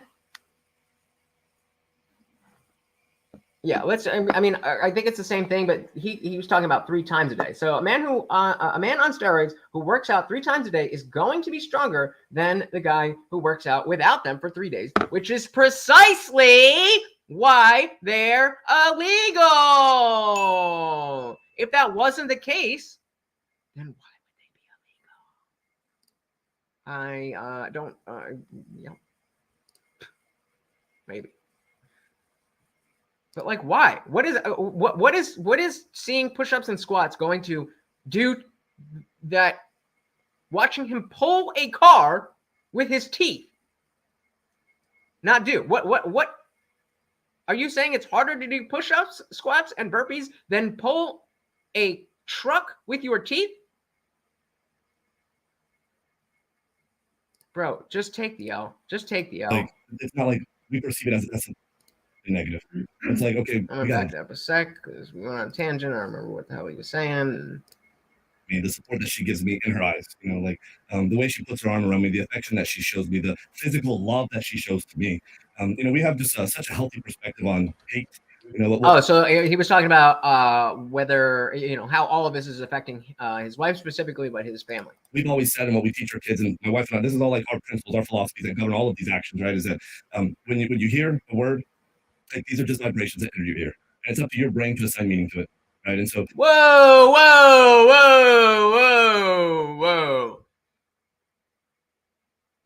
I want to see where he's going with this, but words have meaning. Language is useless. if we don't agree on the meanings of words. So it's not just some random vibration that you get to determine what it means. That is leftist thinking. If you hear hate, if you read hate, it's the same thing. It's your brain that assigns meaning to it. And so the meaning that we automatically assign is these people are suffering and struggling and hurting and hating the most. The language that they speak in is hate. So we got to do our jobs, even more now. It's like, so like if we read hate, it's like, it's not like we perceive it as something negative. Okay, so he's not talking about the words themselves and the meaning of the words. He's saying the meaning of the sentiment. It's up to you to determine how you take that sentiment. So, okay, all right. I thought we were getting a little kooky there for a minute, but it's like, okay, we got a job to do. Look at how badly people are hurting. And so, I don't know. My wife is. I think we're both very similar, like with these attitudes. It's like it's a silver linings kind of attitude. Mm-hmm. Did you get that from the 4 Agreements, by the way? No. Ever read that? No. Where they say don't take anything personally. Yeah, it's a reflection of what these people are thinking. When somebody's talking crap and they're just going at you, it's almost like you have to stop and tell yourself, like, oh, what's really going on with that person? Built up so much. When I started my first company, their email was like this, and it was like, holy shit, like you just have to realize how bad they're suffering, and if you understand how bad they're suffering, you can help them, right? Because like the natural inclination is, okay, am I going to fight back? They were coming to you because they were suffering with something in the first place. You have an opportunity to guide them to a better life. Everything that we say to each other is a metaphor for something. And the only way that metaphor makes sense is when we process it and assign meaning to it. And if you always give, the illusion of hate the benefit of the doubt, it's like, I spoke in the hate language. Like after 10, 11, 12, 13, I started to keep a list of people that if I could get a gun, these guys wouldn't exist anymore. And so I know how to speak, and I know what that means. I know where it's coming from. It's coming from a place of deep fucking hurt. And so the second that either of us see that, specifically it's like, for I Am That I Am. We feel pretty decent about ourselves. Like we know they're not actually. Actually, do me a favor. I Am That I Am. Don't answer that poll. I want to hear what everybody else says, because obviously we know what you think. I want to hear what everybody else says. Trying to attack us. What they're really doing is they're speaking their own language, and we need to help them. I would just say my wife has just been. She celebrated her 50th birthday a couple days ago. Happy birthday! And we were having this dinner. She's 50. I think he's only in his 40s, so going for the older woman. Do we know what she looks like? I feel like he mentioned how he keeps her out. Yeah, your wife just walked in his 50. Yeah. She's 50. It's fantastic. Wow. And she's I want what she's on. She's 49 right there. That's great. Respect. And here's the thing: we're going around the table and we're sharing wins. Just one of the great things that happened previously on that day. And so then I looked over at her. It's my turn, and I'm like, I just got really choked up, and all I could really say was, "I love you." It's because of the way that she's been, this last week, like because of how badly I needed her. I never say, "Hey, I need you," like she knows, and what she's given me, the strength and the support that she's given me, to face this and to do this, there's no way I could do this without her. How long you guys been together? 18 years. Respect. By the way, one of the things that I love, the topic that's doing very well right now, a lot of people are talking about this topic is, being stronger men, and all this, what's the Toxic masculinity. That was his wife, by the way. I actually think it's great fact that this topic is out there, and Toxic masculinity? Oh no, I hate that. getting men to realize, hey, I got to stop being a pansy, and I just got a call today on the way here from Robert Kiyosaki. We're talking about the most interesting topic. He called me to just tell me, hey, I just want to tell you, man, I watch this, and I want to remind you the role that we played, and we always joke about being a wartime leader during COVID. Him and I would talk all the time. But, talk about Guys, do me a favor, hit that poll. We are split 50-50. how, at least for you, what was it like, the consequences of a missing father figure? You're like, I don't even know what it is to be raised with a father figure. Sometimes we don't talk about that enough. We talk about, let me tell you what that kid, let me tell you the role of a father plays in a man's life and what it looks like if he's not there. Yeah. So what are some of the things, like, where you're like, I came home one day and I needed to talk to a man, not my mom. My man wasn't there. I came home with, what were some of those events during that time that impacted your life? This is like a Tarantino movie. What I was saying earlier in my 10 to 15-year-old days where I just got pushed and beat up and I never stood up for myself. There's this new... Again, your 15-year-old days when you were fucking jacked, you got pushed around? By who? Hey, we got Carbon in the building. What is good? Welcome to the party. We are just going over the latest from the Liver King and talking about what can we take from his situation and what is he doing next. Frank, I'm going to come back to your comment. Do me a favor. I'm going to keep the poll up for another minute. Hit that poll. I am very, very interested in what you think about that. Welcome, Carbon! Chocolate came to school. Another white kid like me. I'm like, I'm going to make friends with this guy. But from day one, he was getting in fights, but he was fighting back, and blood was everywhere. You know, I'm like, fuck, you know, like maybe I can still make friends. And I made friends with him. And then when they knew that he was going to fight back, he made friends with them. And so I no longer had a friend. And they said something about me that he no longer wanted to be my friend. So he comes out into the courtyard and he starts pushing me, and I'm walking back, and now there's 30 people. There's a big fucking crowd. Yeah. Anyways, I tripped over a planter and I fell on my ass, and I said, you don't want to fight me. I'm a fucking, you know, and I believe that. And here's the thing, you know, like, you know, so I go home and I do the same thing. I'm like, so again, certainly the picture that we saw of him at 15, jacked and cut as fuck. This is severe body dysmorphia. For you to think that you're a pussy, I mean, well, a pussy is a mind. Being a pussy is a mindset. But for you to think that like, for you to even get picked on when you're that size, it means that you have to be so outwardly insecure that people know that they can do whatever they want. you know, I wish I had somebody to talk to about this, you know, and it was the same conversation I had with myself in the mirror, like, which goes back to his ancestral message, whether you believe it, whether you like it, whether whatever you think it's a legit excuse or not. That does check out that is something that matters to him. you're a fucking piece of shit. You're worthless. You know, what are you going to do to change your life? This big thing happened that changed my life. Not too long after that, this kid, Chris Rivera, wanted to pick a fight with me. If he got in this fight, he would join this gang. And so they tell me, hey, there's this fight that you need to be in. And when I say they tell me, my brother, I have an older brother, and his friend Justin, and Justin's mom was around. And they said, you need to be in this fight. And I'm like, well, I've never been in a fight. I've never thrown a punch back. I wish I had the dad and say, hey, listen, it doesn't matter if you get the shit handed to you. You need to stand up for yourself. You need to fight. You need to do this thing for yourself. But nobody told me that. And, you know, I think this might be one of the greatest things that happened to me at this stage of my life. I believe this is my first true rite of passage. What ends up happening is Justin's mom says, you need to fight because you're strong. And then Justin said that too. My brother's. I'm going to back that up a little bit. So with the poll, we actually got 2/3 saying that is strength from steroids not legitimate strength? It is not legitimate strength. So my question to those of the 2/3 of you who said that is not legitimate strength, can you please define what is legitimate strength versus illegitimate strength? Because I'm with Frankie. Yes is legit as in being real physical force, and he did also do work, but it's cheating, and I do not respect him. I agree with every piece of that. It's legit because it is real physical force. You actually can lift heavy things. So I am the name was talking about legit strength. So how is you know, being able to lift something heavy not legitimate? I'm not asking if it was gained naturally. We already know that. But we're talking about what is strength. And if it's not legitimate, then how do you differentiate legitimate strength, or what is legitimate strength versus illegitimate strength? Well, doing a show, not looking anybody up now. Carmen says, TSP did a similar video. I believe that using steroids is wrong in general, period. Interesting. Because most of us here are of the opinion that as long as you are not competing or in Liver King's situation, selling supplements based on your body image and lying about it, then there's no issue. If he came out and was like, yeah, I look like this, I'm jacked because I use some of these things, but mostly it's about eating liver and doing whatever and the ancestral message, I would have absolutely no issue. So 2 questions are on the table. 2 questions are on the table, and I'm hoping that you can. What is the difference between legitimate strength and illegitimate strength?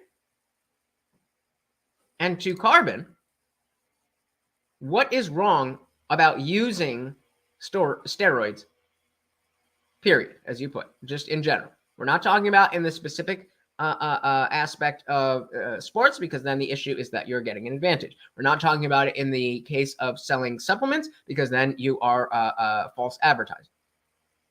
But you said steroids is wrong in general, period. I would love to hear more about that. Kelly said, depending on professional competition versus purely how far you can push your body. Yeah, I agree. I think if it's just something that you do, you're not competing with anybody, you're not selling anything, then what is the issue. So I mean, you know, I am the name. If we want to hang out, I definitely can do that. Or you could just join the Discord and we could do it over there where we don't have to worry about YouTube overlords. But yes, we can get to that. Said them. What the fuck are you talking? Do you even know who I am? Do you know what I'm thinking? Unless I am that I am. Unless you want to do this quick, and then I'm gonna I'll kick you out to get back to it. You tell me. I'll drop it if you could do it. If we could, because I just want to answer that aspect. What is legitimate versus illegitimate? If you can do that quickly, we could take a pause and have that conversation real quick before we get back into this. Otherwise, I'll drop it for you at the end. Anyways, they convinced me to do it. She drove me to the fight. Oh wow! She drove me to the fight. Your friend's mom in the van. Oh, Sam. In the van. And speaking of gangster, all right, so we're gonna back all this up. For right now, this link is only for I am that I am. I am that I am. Do me a favor and call yourself that in the thing. Again, I would very much appreciate both for my own safety as well as the product of the show if you cam up. But you know, not going to be too much of a stickler on that. And yeah, I just don't understand. You know, when it comes to legitimate, I think if you're saying it's not legitimately earned, then that's a different statement than it is not legitimate strength.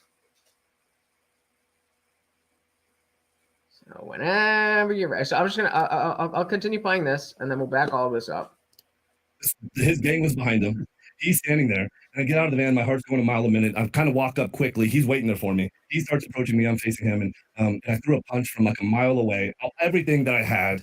All right, okay. Let me get rid of this. Let me go to this. So we got I am that I am. How are you doing, brother? I'm doing just fine. Look, I'm not saying that this guy is not going to be able to do curls with 20-pound weights. I'm not saying anything like that. But if he's looking to build up on bulk, he's therefore going to be doing heavy weights, which is going to tear muscle. And then when the muscle gets healed, it gets healed and it gets bigger, and that's going to beef up on the size. Mm-hmm. If you compare that to somebody that does calisthenics on a regular basis, they're not going to have the same size, but as far as strength per inch of muscle is going to be substantially different. When you get to the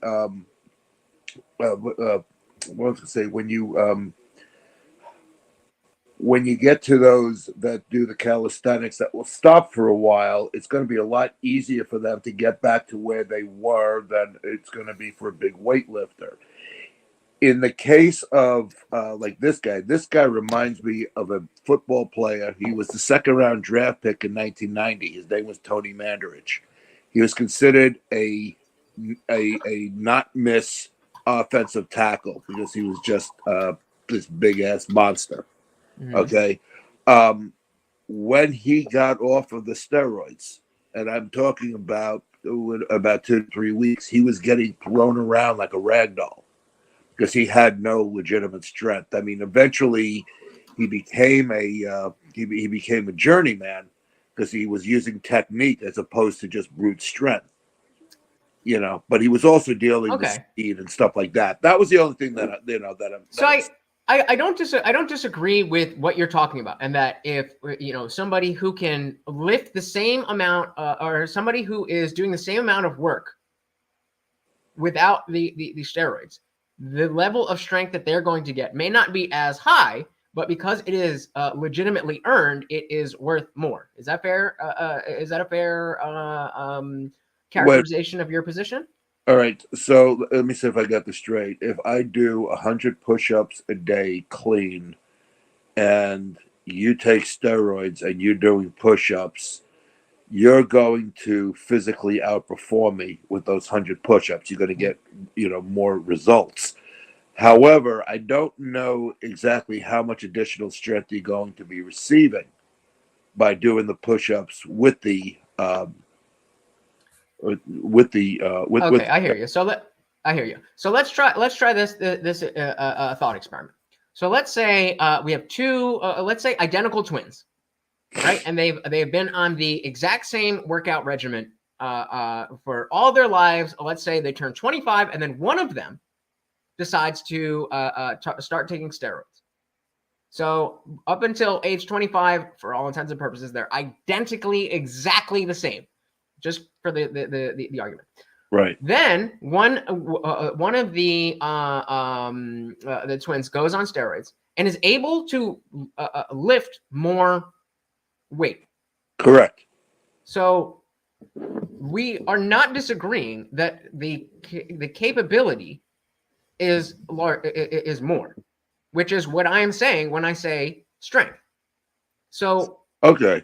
So using those two twins, I understand that you are saying that if the twin who did not do the steroids were able to do the same thing as the twin who did do the steroids, that we would have hold the clean twin in much higher regard, right? Right. But I guess that doesn't mean that he's stronger. At the end of the day, strength is physical force, is it not? at the end of the day, strength is physical force.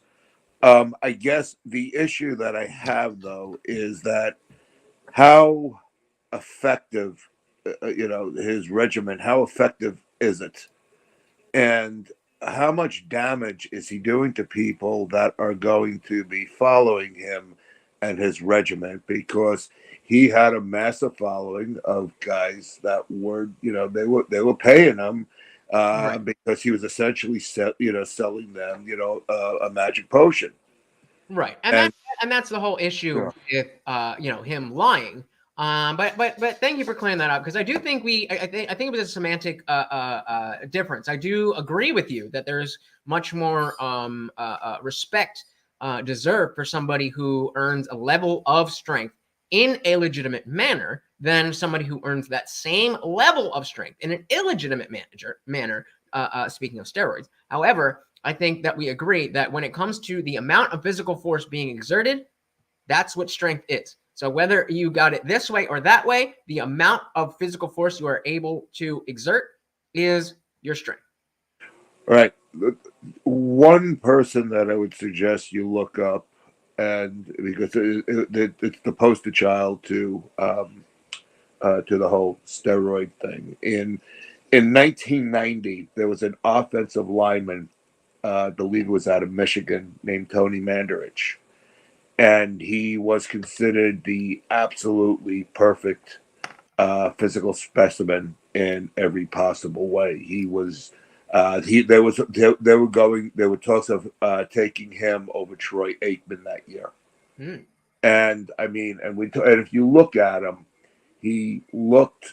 I mean, he was like 320 pounds, and he had like 4% body fat on him. But once he stopped doing that, and once he went up, because he was supposed to just like bust through all NFL defensive linemen, and I remember Reggie White was throwing him around like a rag doll, because no matter how big he was, it wasn't, what I would say, legitimate strength. Yeah. And that's all bigger, that I meant. But he was, and so I would say he was bigger. He just wasn't stronger. I want to thank you for coming up to clear that up. I do. I wasn't really sure what you meant, and I thought that might be what you're saying. Here's the best way I could put it. If you have a car engine and you have a 302 V6 that's putting out 300 horsepower, and you have a 302 putting out 140 horsepower, he would be putting out 140 horsepower. And that's what I'm saying, where, yes, he's still going to have strength and all that, but it's not what it's not what the picture is saying. Like, right. But we would agree that two cars that have 160 horsepower, that's the amount of horsepower that they have. But the one that has a lighter weight and more torque is going to be faster, even though Correct. the horsepower is the same. So I think that's the difference there. But yeah, thank you for clearing that up. See, these are the kind of conversations we have in the Discord server. So hit that link below and join us so that we can have these conversations every time we stream. Fantastic. All right, I'll let you again. get back. Thank you again, buddy. Yeah, let's get back into it. I don't want to be up all night, but I appreciate the clarification. You got it, man. Thanks. Thank you. All right. So that's the clarification between what is meant by legitimate strength versus illegitimate strength. I think we were saying the same thing, that legitimate strength, meaning strength earned legitimately versus illegitimately in the context of steroids. But at the end of the day, the amount of force that you can exert is what we're talking about in strength. So going back to the idea of he can't do 100 push-ups, he can do 100 push-ups. All right, so I backed it up a little bit. Let's see where we were. What's the toxic masculinity? I actually think it's great the fact that this topic is out there, and it's getting men to realize, hey, I got to stop being a pansy, and I just got a call today on the way here from Robert Kiyosaki, and we're talking about the most interesting topic. He called me to just tell me, hey, I just want to tell you, man, I watch this, and I want to remind you the role that we played, and we always joke about being a wartime leader during COVID. Him and I, we talk all the time. But, talk about how, at least for you, what was it like, the consequences of a missing father figure? You're like, I don't even know what it is to be raised with a father figure. Sometimes we don't talk about that enough. We talk about, let me tell you what that kid did. We do over in the men's-centric content spaces. I'm very, as of the last couple months, I'm very wary to associate myself with the red pill community, the manosphere community. But this definitely is a men's-centric content channel. And with that being the case, we talk about that a lot. So the fact that it's getting to these mainstream channels means that we're doing something right. Well, let me tell you the role of a father plays in a man's life and what it looks like if he's not there. Yeah. So what were some of the things, like, where you're like, I came home one day and I needed to talk to a man, not my mom. A man wasn't there. I came home with. What were some of those events during that time that impacted your life? Yeah, this is like a Tarantino movie. What I was saying earlier in my 10 to 15-year-old days, where I just got pushed and beat up, and I never stood up for myself. There's this new kid, Chuck, who came to school. Another white kid like me. I'm like, I'm gonna make friends with this guy. But from day one, he was getting in fights, but he was fighting back, and blood was everywhere. I'm like, fuck. Like maybe I could still make friends, and I made friends with him. And then when they knew that he was gonna fight back, he made friends with them. And so I no longer had a friend, and they said something about me that he no longer wanted to be my friend. So he comes out into the courtyard. This sounds like a teenage girl telling a story. And he starts pushing me, and I'm walking back, and now there's 30 people. There's a big fucking crowd. Yeah. Anyways, I tripped over a planter, and I fell on my ass, and I said, you don't want to fight me. I'm a fucking pussy. And I believe that. And here's the thing, so I go home and I do the same thing. I'm like, I wish I had somebody to talk to about this, but it was the same conversation I had with myself in the mirror, like, you're a fucking piece of shit. You're worthless. What are you going to do to change your life? This big thing happened that changed my life. Not too long after that, this kid, Chris Rivera, wanted to pick a fight with me. If he got in this fight, he would join this gang. And so they tell me, hey, there's this fight that you need to be in. And when I say they tell me, my brother, I have an older brother, and his friend Justin, and Justin's mom was around. And they said, you need to be in this fight. And I'm like, what? I've never been in a fight. I've never thrown a punch back. I wish I had the dad that say, hey, listen, it doesn't matter if you get the shit handed to you. You need to stand up for yourself. You need to fight. You need to do this thing for yourself. But nobody told me that. And I think this might be one of the greatest things that happened to me at this stage of my life. I believe this is my first true rite of passage. What ends up happening is Justin's mom says, you need to fight because you're strong. And then Justin said that too. And my brother said that. I'm like, what the fuck are you talking? Do you even know who I am? Do you know? You need to fight because you're strong. That seems like the opposite. The message should be, you don't need to fight because you are strong. You have nothing to prove. Am I, no? What I'm thinking? Anyways, they convinced me to do it. She drove me to the fight. Oh, wow. She drove me to the fight. Your friend's mom? In the van. Oh, Sam. In the van. Gangster. And speaking of gangster, his gang was behind him. He's standing there. And I get out of the van. My heart's going a mile a minute. I kind of walk up quickly. He's waiting there for me. He starts approaching me. I'm facing him. And I threw a punch from like a mile away. Everything that I had. I had no idea what was going on. Yeah. I threw myself to the ground. Oh, I wish I could see this today. Oh, God. No. Oh my God, if you could see this. Again, I know it. Hey, we got the free ego in the building. What is good? What is good? Said even Shadow Van Warriors. Yes, I mean, hey, the numbers are not doing too bad tonight, so we might be out of the woods, but that doesn't mean that I don't need your help in continuing to hit that like button. And if we could just take one moment, because I have not released a short in the last week that has gotten more than 10 views. So for sure, I am shadow banned. So we're about, we're not quite at the end of this show yet. If you could just take 1 second to hit the share button and throw this video wherever people will see it, I would be eternally grateful. It takes 2 seconds. You could be done by the time I'm finished with this sentence, and we can go back to partying, and then more people will be here, and it'll be a more fun party. So let's do that. It came from a mile away. Yeah. I know I gave it every fucking thing that I had, and so I threw myself on the ground so hard I could have knocked myself out probably. Oh my God, that's hilarious. And this guy Chris comes up to kick me because I'm on the ground, and I was able to catch his foot. I was able to get a hold of his legs. I was able to feel how strong I was, and I manhandled him. That's awesome. And I put him on the ground, and I manhandled him so effortlessly that I pinned both of his elbows to the ground underneath my knees. I have this hand on the neck. I don't know if you've seen this shit in the movie, but it's like all from the fucking movie. Yeah. And so I'm getting ready to do my thing. And I looked in his eyes and I saw this pathetic, scared as fuck, hopeless, helpless kid. Yeah, bro. For those of you who were here to see his 15-year-old picture, I'm not going to be able to find it, but let's see if we can find where. No, we're not going to be able to find it. But he was jacked. He was jacked at 15. Not jacked like this, but he was jacked. And so I guess he's telling the story about how this insecurity led to the body dysmorphia, felt like he had to continue working out. And even still, as he got big, he just still felt like a weak pussy. And it was this experience that he's talking about, this fight, that I was like, wait a minute. I think I'm strong. And so I saw me. And I couldn't do it. There's no fucking way I could do it.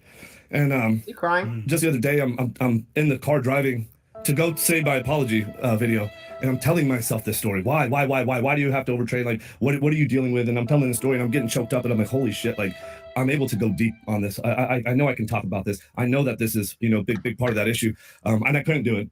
And I got up, and he didn't. There was no retaliation whatsoever. There was a mutual understanding here. There was a mutual understanding between us. The gang's throwing rocks and cracks the window on the minivan. We get back inside. She says, "I'm proud of you." Justin says, "I'm proud of you." My brother says, "I'm proud of you. You're strong." And you know what I knew right then is worthless as I had felt up to that point. I can do that.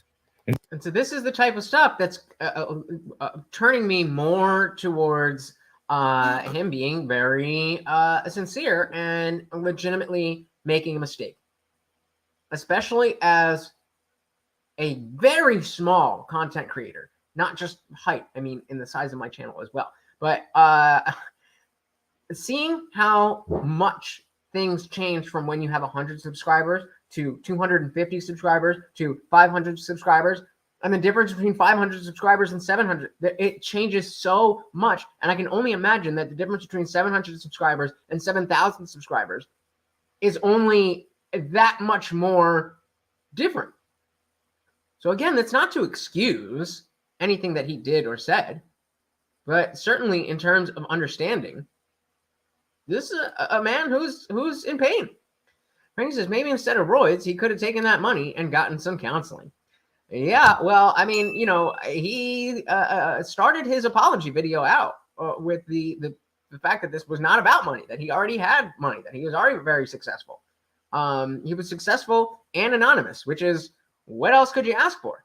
But he felt like he had to share this message, and the fact that he had been using steroids seems like a no-go from the get-go. But seeing this play out, I mean, if you are a guy who takes steroids and wants to spread this message, this seems like the best way to do it is to ride that wave as long as you can till you get caught, then come out and play it like this. I mean, I think he's doing a great job. And most of you guys with that poll said he is definitely not done in the public eye. So take that for what you will. Because I think the internet just needs to learn the lesson that people who make a brand off physicality will do what it takes to maintain their success or otherwise. It's not just a brands off of physicality. It's brands. We live in a capitalistic society. Let the buyer beware. It is your responsibility to make sure that you do the research necessary. That doesn't mean that it's okay for people to lie, but it's still your responsibility. And I mean, you know, the internet needs to learn. It's not fucking, you know, it's not 2001. We're in 2022. We know the whole story of influencer does this, says they're not this, even going back before influencer culture. All of the what's the word? Oh, I'm blanking. Evangelical the televangelists, all the ones who were super anti-gay and then came out that they were doing crack and getting bungholed. It's all the same thing. I have a message, and it's so important that I spread this message. That doesn't mean if I don't live it 100%, because other people need to live it 100%. So I'm good. That's the mentality. It's the same mentality. Now it says the effects of body dysmorphia can lead people to ending themselves, even though people support them as well. Doesn't mean it doesn't affect people like the Liver King in adverse ways. Hope he's not lying. Yeah, that would be that. Again, that goes back to my initial thing where he got caught for this. So depending on the reality, he can either cop to this, and this is all there is, and we can move on. Or he can cop to this, but really, there's this. But because he's copping to this, he's hiding in plain sight with all of this. I really don't know. I do not know. I don't think he's lying here. But you never know. You never know what people will do for clout. And if I can do that, what else am I capable of? And I knew that it had been my working out that had led me to that. And now I finally got the first chance in my life to feel what that felt like, to actually be strong, to have some sense of fucking control. Thank God, you know, that this happened. But I will say this started this maniacal drive to be in the gym, to do this, to double down. It's like, I know what my roles and goals are in life. Like, I only pick a few of them because I know I can only be great at a few things. I'm not a good son. I'm not a good brother. I'm not even a good friend. It's like, you know what? I'm good to myself, to express my highest and most dominant form, like as a man. I know I'm a good husband. I know I'm a good father. I dedicate everything to that. There's these other things, these other roles that are important to me that I'm probably the worst in the world at. But this is what I knew. Like, there's this maniacal drive, the ability to have some sense of control, some strength. So I don't even know how this whole thing started, but this is why I started telling the story, man. I say shit. Me too. I was just thinking about how he's kind of going off. What are we even talking about anymore? And it's because thank God that happened. I was about the father figure and the mentoring because he wasn't there. Right. But she stepped in. Right. Justin's mom stepped in. She told me to do this. This was the equivalent of what a dad should do. Wow. You know. And so thank God I did that. Shout out to the mom. Wow. Wherever she is, if she's around, that's a. Are you still keep in contact with them or no? Oh no. You know, I mean, this is in middle school. There are no cell phones or anything. You know, cell phones didn't come out until I was after college. So 40-year-old man who was previously successful, wife, kids, all of that, still remembers one specific instance from middle school that taught him about his physical strength. Again, not an excuse, but it certainly puts things in context. Yeah. But here's the thing. This guy and his mom were involved with some really illegal shit. And my mom said, there ain't no fucking way you're going to go to the high school that this middle school feeds to. By the way, I want to point this out. In 8th grade, I almost figured out how to fit in. Now I got my ears pierced, I'm slicked back. Now I finally have some hand-me-downs from one of my mom's boyfriends where I'm kind of figuring this out. And my mom says, you ain't going to be friends with this guy anymore. We're moving over here. And it doesn't even matter if we have the same phone number, which she changed the number anyways. Like there's no more connection. And this was one guy that I had started to gain respect from, and I couldn't believe she was going to take my friend away. I had just figured out how to kind of fit in.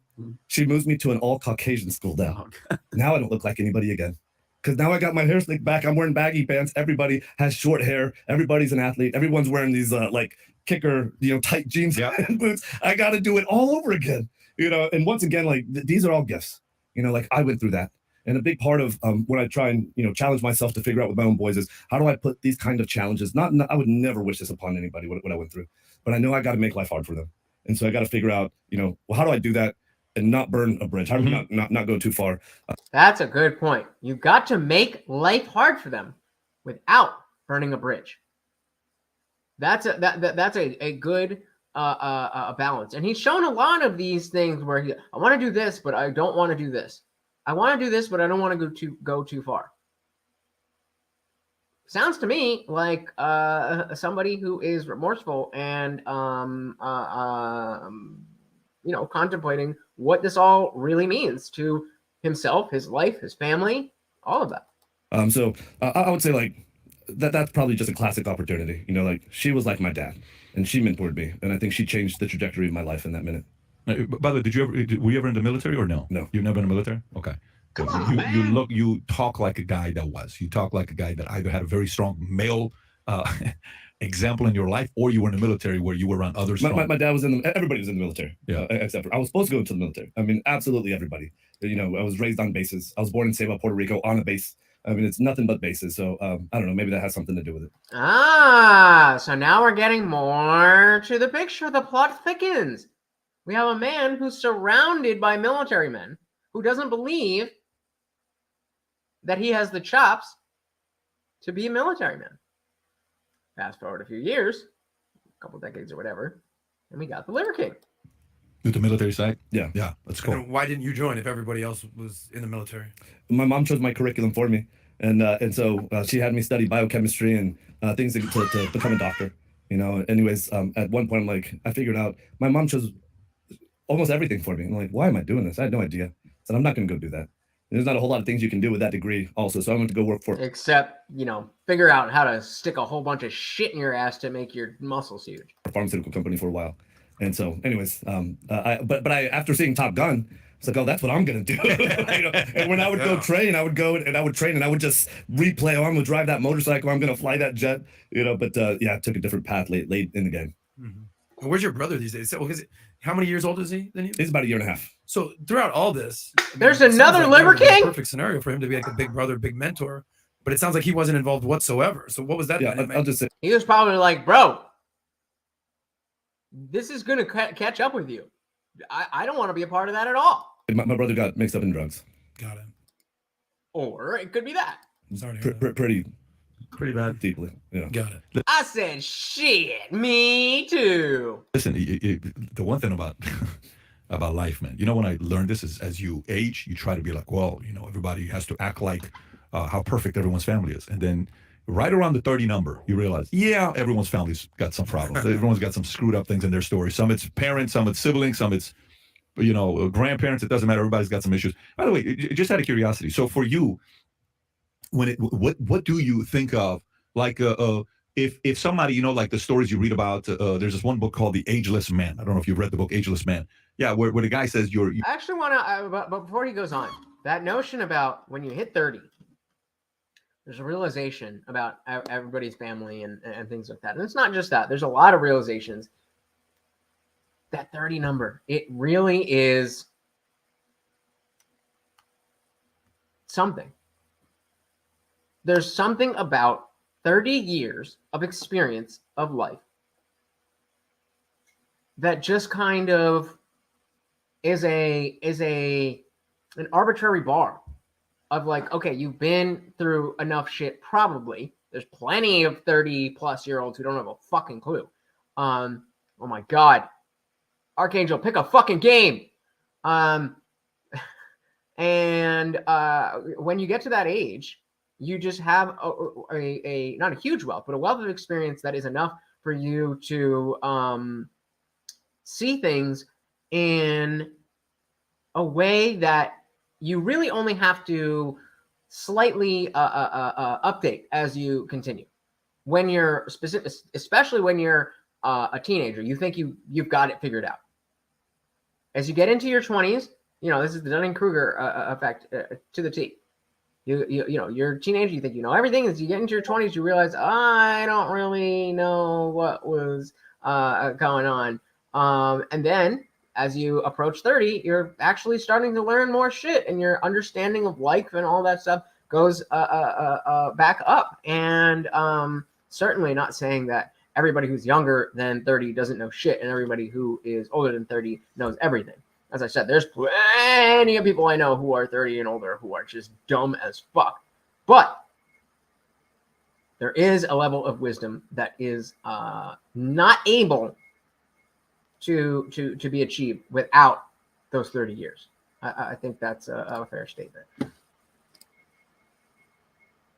You're not healthier if your testosterone level is lower. You need to be like, nowadays a lot of people are on TRT, more than people would know. There's a lot of people that are in the NBA that are using stuff. There's a lot of guys that are in the NFL using stuff. There's a lot of people that are in politics, content creators, a lot of people, Hollywood movie stars. You saw Joe Rogan calling out The Rock. The Rock needs to come out and do what him did. How many people you think are on stuff that we don't know about? Oh, I have no idea. I mean, I don't know. I tell my kids this all the time. And I say this to anyone who engages with me, like, don't compare yourself to me. Don't compare yourself to anybody, right? I mean, one of the most famous lines I say nonstop is to express your highest and most dominant form, right? Compare yourself to yourself, right? Because obviously once you start doing that, it's like, well, how the fuck are you ever going to measure, right? You're never going to measure, right? So do these things. Compare yourself to yourself. These are the ways of our early ancestors. This is how we honor the struggle of our early ancestors. This is how you can express your highest and most dominant form. I have no now we're getting back into the ancestral stuff. idea, like who's on just TRT, or I mean, I guess we would have an idea of who's on more than TRT, but this is not a conversation that I generally have. Yeah, because I mean TRT, I watch like from Facebook and everything. TRT, they're promoting it everywhere. You know what I mean? I'm about to hit that shit up. Like, I just turned 33. I think you kind of want to wait till you're 35, as I would have heard, but I didn't really. But speaking of the discipline to keep working out. Facebook, I get all that where you go get the test and they'll tell you where your testosterone's at and they'll send it literally to your door. It's not illegal. Is anybody here on TRT? Just curious. I know we got some people who are my age or a little bit older. Obviously, you don't need to share your medical, but if you care to, I'd be very interested. Right? TRT? Correct. Yeah, it's not like TRT's not the big deal. So my question, because I really don't know, is the growth the thing that people are saying that's a steroid? I mean, it's not like anabolic like Deca or all that other stuff. I mean, I don't see like the big problem. I think he was taking Deca though. I could be wrong, but I don't hear the phrase Deca very often. And I heard it recently, and there hasn't been any big steroid scandals in the UFC. But only permanent cigarettes. Fair enough. I guess that'll do it, won't it? But yeah, I think Liver King was taking some. How old is this? This is from yesterday. So I don't know. If somebody wants to look that up. I think you could categorize it. It's a performance-enhancing drug. Yeah. Technically, it's not a steroid hormone; it's a peptide hormone. But there's no doubt that it's helped with performance and recovery. Mm-hmm. There's no doubt. I had a close friend say, "Hey, you should not say you're taking steroids. You should tell people what you're taking, which is testosterone and growth hormone." Yeah. And I'm like, you know what? What I've done is I've undershared. Let me overshare at least. Yeah. I'm taking steroids. Yeah. I've been on steroids. I'm on steroids. Yeah. Right now, which is testosterone and growth hormone. I would say growth hormone has played a significant role, in helping me to recover, to help me get in the gym as many times as I want. Yep. I do think it has made a big difference. But so, as he's talking again about getting in the gym, is to highlight the notion that just sticking a needle in your ass is not going to make you look like that. That doesn't mean that it's okay. I don't want to have to give that caveat every time I give a nuanced opinion. But you could shoot up all the Deca you want, and if you just sit around, you're not going to look like this. At 100% is through a clinician, through a trained professional, monitored and managed, and everything is written as a Got you. So I'm Brian, like, just, I mean, health-wise, and I'm happy that you're doing it the right way and you're doing all that. Like, health-wise for future stuff, are you worried? 'Cause I mean, there's only so much the heart and the body can actually take, no matter what a doctor says. Do you have any worries about that ever, like catching up or like a heart attack or something crazy? You know what I did? Early on, I also was on Deca and Winstrol. Called it! And so my blood chemistry was all fucked up. Didn't he just say he wasn't doing that? Was all deranged. And I'm like, I'm here to be a dad. I'm here to be a husband. Like, if this is going to fuck this up, I'm going to get off this. And so that was pretty clear. I mean, we discontinued the Deca and the Winstrol, and the blood chemistries look good. Perfect. Yeah. Great.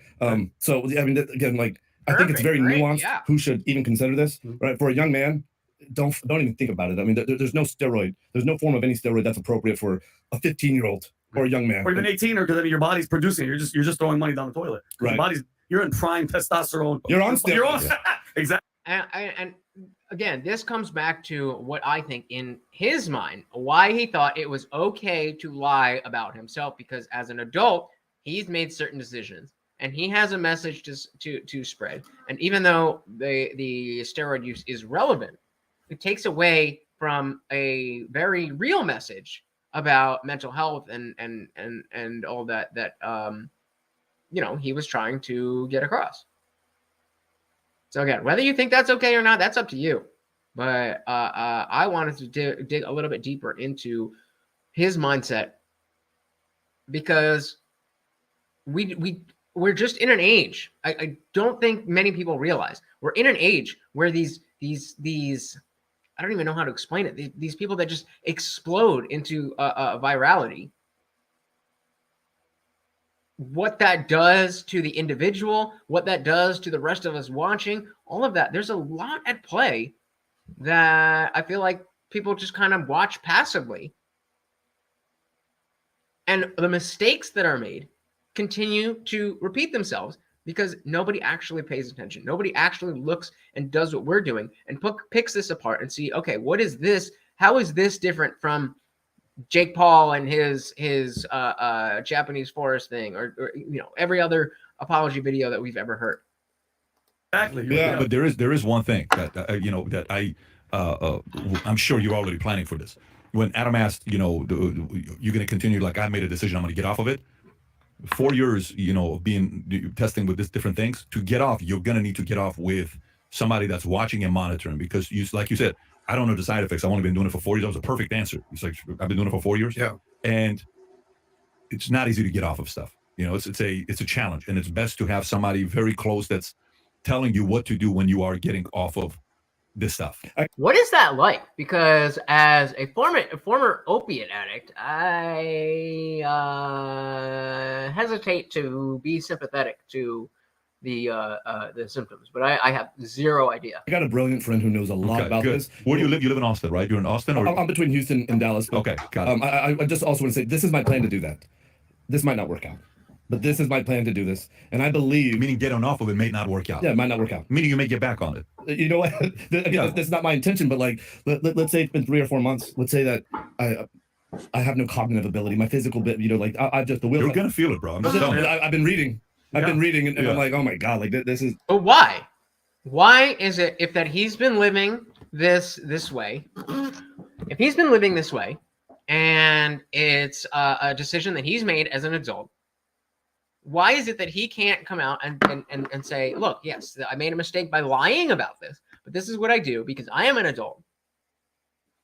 But this is separate from the message that I want to push to you guys. And I think if he's going to, because I do think if he's going to survive in the public light, there's only 2 ways: what I just mentioned, or getting off the steroid. But if you never saw an issue with being on the steroids in the first place,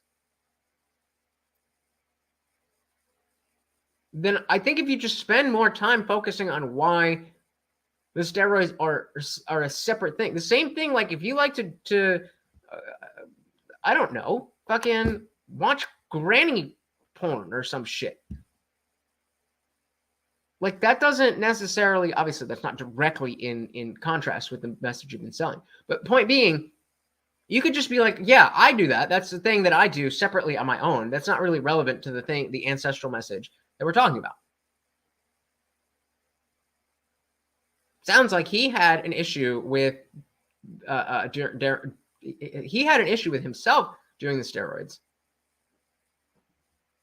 I don't know. Very interesting. Are you in contact with any major bodybuilders or no? No. Okay. Are you open to the idea of talking to somebody? Absolutely. Okay. Would you mind if I put you in contact with I would appreciate it. Yeah, I will, because they can tell you stuff I can't. And I'm going to put you in contact with like the main guys that they'll talk to you about this, because I would not suddenly, there's certain things you can do cold turkey. I don't know if it's that helpful. I got to tell you something funny. So this morning, I don't know if it was Andrew Schultz or one of his co-hosts said, when's the last time you did steroids? And I said, I had a shot on Saturday. I go, oh shit, you know what? Actually, today I did growth hormones every day. I did growth hormone today, and this is the thing. Like I know that you can't just come off of it cold turkey. You know, I know that there's a plan. There's a way to do it, an intelligent way to do it. I also know it's going to be what I've read. It's really hard to do, and I'm sure there's best practices, you know, to transition to at least lessen that. But what I'm really hoping to do is like I'm going to give that everything. I'm going to give that a shot. Yeah, just be. That I mean, the way that they're talking about it, it must be something serious. But I would love if anybody has any type of personal experience with getting off of opiates versus getting off of steroids. I would be fascinated by that conversation. Before you, because okay, so right now there's a few things that is going on that you're going through. You're going through something that you've never gone through before, which is what? Public apology. Let me go talk to a few of the guys that I respect, and they're going to be able to do this in a respectful manner. Just make sure you're not making commitments that's going to be very hard to, and don't say publicly, because he did it again. So it's just like what you just said. I don't know what's going to happen. All I'm saying is, if you want to get off of weed, you know how they say like you gotta when you're dropping a bad habit, you got to replace it with something else. Okay, there's a big difference of getting off of steroids and stop drinking alcohol or stop smoking weed. You get off of weed, okay, maybe you're gonna chew or smoke cigars or something that you're replacing it with. There is no replacing growth hormone and steroids with something else that's gonna fill the need in your body. That's not, because we got a Morty stream. Hi, Morty. Weed is not dramatically, you know, or this is my thought. You get what I'm saying with this? Maybe I'm wrong about this, but I'm convinced that it's my obsession with overtraining that's screwing up my hormones. You know, that I think that if I can fix a way and find a way to not have to do this 2 or 3 times a day and just do it at least once a day. I think if I do it once a day, get into the gym at least once a day and not do 2 or 3 times a day, I think because overtraining clearly has an effect on your hormone profile. And again, I know that there's a whole other thing to consider about I'm not producing any of my natural stuff right now. You know, there's a negative feedback going on. How am I going to get my own natural stuff going on? But then it's really addressing the root. So that's what it is.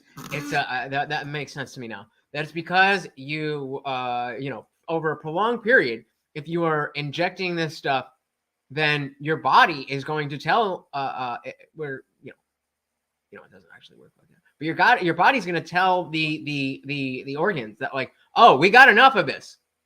Just like with you know, any other kind of drug, we've got enough of this. So let's stop producing testosterone and whatever else that he's replacing. So there has to be a process where he trains his body to then realize that, oh, we're not getting this source of testosterone and whatever else, so we need to start this up again. That makes sense. Okay. All right. And I believe the root cause. Well, the root cause is really these self-worth things that I got to deal with and I got to go deep with. But then I also got to say, listen, I'm not going to go into the gym 2 or 3 times a day. You know, I know that I got to figure out a way to sleep. I know that I got to figure out a way to recover. I know that I got to figure out a lot of this stuff. Any connections with anybody who has experience with it? Oh, dude, I'm going to give you the right people and you talk to them. And my recommendation is to be very methodical with the right support before you go through this transition, bro. I'm just telling you, I saw one guy go through it. You want to talk about like hardcore anxiety, like emotional breakdown, depression. It's not, it's a serious thing. So this is not something you go sudden cold turkey. And there's certain things you've read about all this stuff, how to naturally increase your testosterone level, deadlift, squats, all this stuff. There's certain things you eat to naturally also, but you're going to go through it. You're going to go through it. It's a thing. But with the right support and the right counsel, you're going to go through it. It's going to be fine. You know what I'm saying? So what's the Lever King going to do next? Hate his life for a little while. Gonna do we're not gonna watch the entire thing. There's still almost there's a little over half an hour left of the podcast itself. If you want to watch the whole thing, definitely please go check that out. It's just Liver King on the PBD podcast. Thank you very much to Valuetainment for letting us use their content. But I'm itching to hang out with you guys and head over to Discord. So we're gonna watch a little bit more. And then we'll do the panel over in Discord. Yeah. Brian, I just kind of want to lighten the mood for which, by the way, we've got a $100 contest going on right now just to be engaged. So the link for the Discord server, which is free to join, is in the description below. Hit that. There, all you need is, I think, either a cell phone number or an email, and everything else is completely private.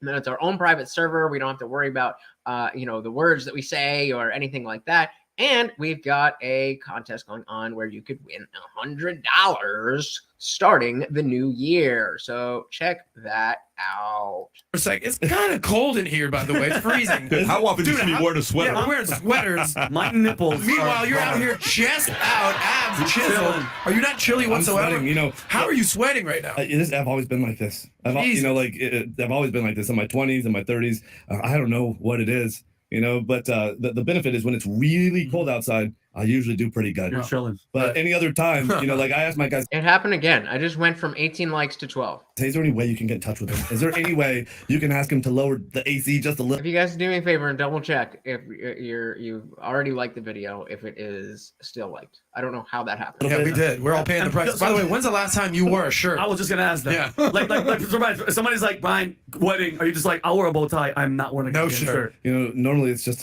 really sorry, can't come to your wedding. Oh, really? And Take it or leave it, bro. Based. Yeah, I don't wear shirts. I can't come to your wedding. Sorry. Brother. I haven't had to figure that out yet. I don't wear a shirt very often. I got you. And by the way, this was a thing way before social media. I didn't wear a shirt. Yeah. And so a lot of people say, hey, why don't you wear a shirt? There's a lot of reasons why I don't wear a shirt. Part of it is when I explain, the primal, raw, first virgin self, your undomesticated self. Show me how you look bare chested. Reveal to me. You want to go right now, brother? Your philosophies, your principles. Let's have a conversation. Obviously, how we look bare chested doesn't say everything about us, but it says something right about us. And I didn't wear a shirt before social, and so Well, it depends on whether that is legitimate strength or not, right? I decided I'm not putting on a shirt after social. A lot of people actually, through all this stuff happening, try to say, hey, here's how you should say your apology, and you should put a shirt on. Nah, you're like, no way. I'll do the apology, bro. There's no shirt that's going on here. That's not happening. So, Brian, how hard is it to like going out or like going to like a restaurant or something? Like, do you deal with that, or do they recognize you and they're like, yo, it's a Liver King? You know, a goddamn table. No, I assume you put a shirt on when you go to a restaurant. It's pretty nice. I don't. He doesn't. He's in Texas. He's in Texas, bro. But you know what? Straight up. We make a video of it, and there's like a 5-star restaurant. People are wearing suits and ties. It's all nice, and you have me dropping down at the dinner table doing max effort push-ups, my simulated hunt before I eat, looking like a caveman. I love it. And so then we make a small video out of it, and so thank God, I have a great team that calls it. Yeah, this shows again what I was saying about the Brian and the Liver King getting meshed. It's clear that he was not prepared to own the authenticity that comes with being a content creator these days. Any little lie, any little inconsistency with your brand and your branding and your messaging, people are going to find it. And I can understand that hey, I have this ancestral message. I want to help these young kids. I want to do this. I want to do that. But at the end of the day, then you have to be honest. Honesty is a big part of authenticity. And so if you are if you're fudging a little part of it, then that's zero authenticity. I mean, maybe not directly, but authenticity is more or less binary. There's not really in the middle. There's not really such a thing as kind of authentic. It's either authentic or it's not. And I think that's the big lesson that Liver King learned. So this I saw it was on a clip. So let's finish this little exchange, and then we're heading over to the after party. Ahead of time says, hey, here's what's going to happen. If there's not a private room, look us up. Yeah, they disagree. What did this whole mindset, these 9 tenets, like what's the inspiration behind all of this? Yeah, I think I alluded to this earlier. My real why in the world is my kids couldn't breathe. They were allergic to everything: dust, dogs, food, you name it. They would go into this anaphylactic shock. They couldn't breathe. They were taking ambulance trips to the hospital. We had to use EpiPens. Doctors kept giving the same bullshit solutions. Both of them. And where were you living when this is happening? Same place you are right now? No, not same place. In the city. We were living in the city. Okay. Yeah, right in the middle of the city.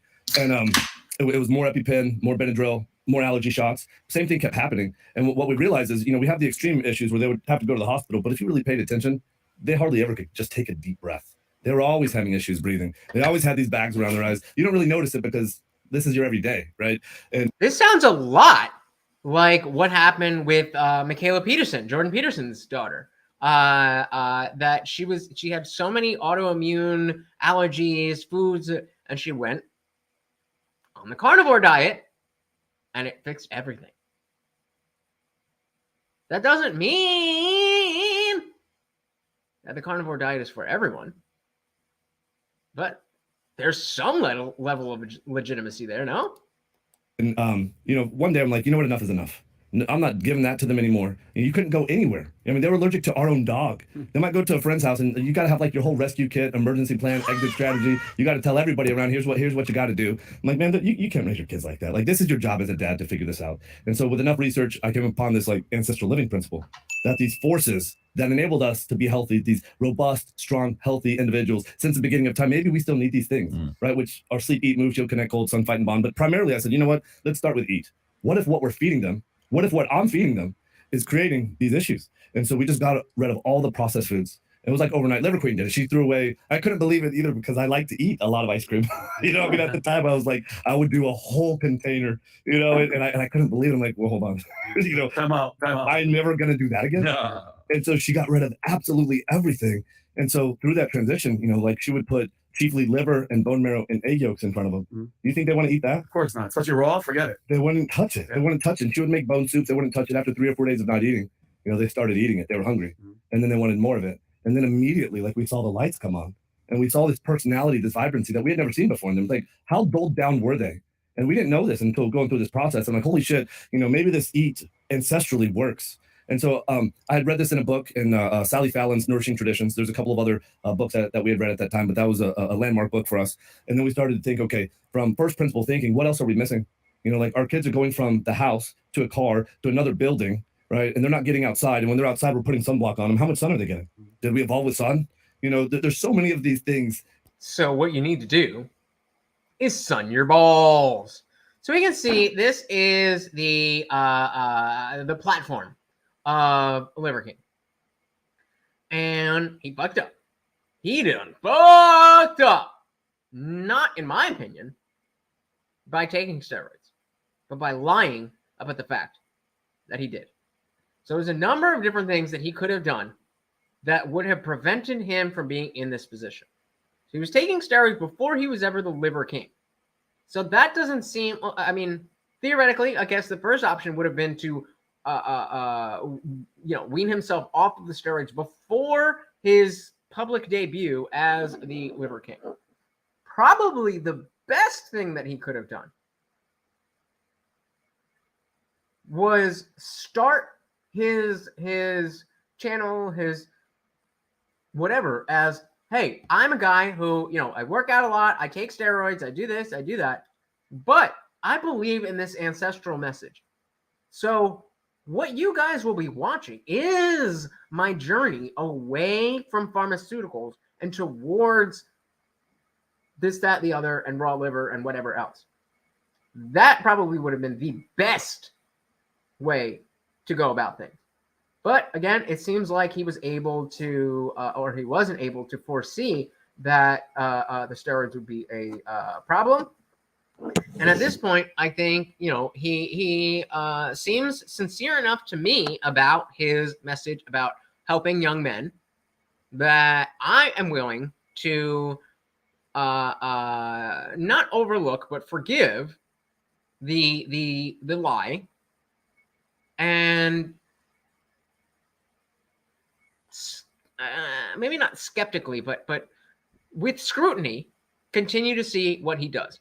Because as another person who not only would have very much appreciated and benefited from a message of masculinity and strength and confidence as a 15-year-old, which wasn't there. It just wasn't, unless you're going to like Tony Robbins or something like that. This whole thing just didn't exist. So if you weren't a cool guy, then sucks to suck. Like, it's just, that's how it was. So I can definitely relate to wanting to push that message. And if he just didn't, if he was just honest, then things would have been a lot different for him. And so going back to what No Freedom says about there's nothing wrong with lying. Well, if you think that, then you're gonna end up like this. I don't know. I'm very interested to hear what you guys think about all of this because there's a number of different angles. There's like I said, the taking steroids in and of itself. There's the taking steroids while selling supplements. Does it matter if he's taking steroids when his message is trying to help young men? The aspect of his diet in and of itself. All of these things. There's a lot of things that are at play that have people feeling differently about this. So let's head over to Discord and chat about this. That is where I will be as soon as the stream ends. So I want to thank you guys for hanging out. I want to remind you, $100 at stake. You can read the rules in the Discord, but basically all you got to do is engage with the server, and you win $100 and a free IndianJesus t-shirt. So definitely check that out. Like I said, it is free. You know, we are not monetized yet. We are on the road to 1K. And if we can get out of this rut, which I think you guys definitely have helped me do tonight, I do believe that we can get to 1,000 subscribers by Valentine's Day. That is I want all of you to be my Valentines. I want 1,000 Valentines. That is my goal. But until then, I just dropped over $2,000 on a whole new system to make sure that I can bring you guys the best product that I can. So if you would like to help out, you don't have to, but if you would like to help out, you can hit me at CashApp, Venmo, PayPal is in the description, Bitcoin address is in the description. All of that stuff really, really, really will help. But again, that's not what you're here for. I want to do a free show so that you can just sit there and enjoy me. No, but I really do appreciate it. So if you guys could, if you guys appreciate it, then, you know, like we said, the notification systems are trash. So whenever, you know, the notifications in Discord work and they post every new video, if you could just take that URL and put it wherever, that would help so much. If you see me post a short, they're a minute or less. Just watch it, hit the like button, and that will help. All of these things. YouTube is watching closely, and there's millions and millions and millions of content creators. And you guys know that I'm better than a lot of them. So tell YouTube. This is a party as well as Discord, and we want that party to fucking rage. But I can't do it alone, guys. I need your guys' help. But again, I want to thank you so much for hanging out. Every single second that you spend here with me is a second that warms my heart and feeds my ego. So thank you guys so much for hanging out. I really hope you enjoyed this one. Once again, I am your host, Lutch, aka the IndianJesus, here to resurrect the second coming of common sense. If you haven't already hit the like button, subscribe button, the notification bell, change notifications for all, do all that stuff, then go hit the link for the Discord and meet us over there. That's right. I hope you enjoyed the party. Until next time, guys, I am out of here. Peace.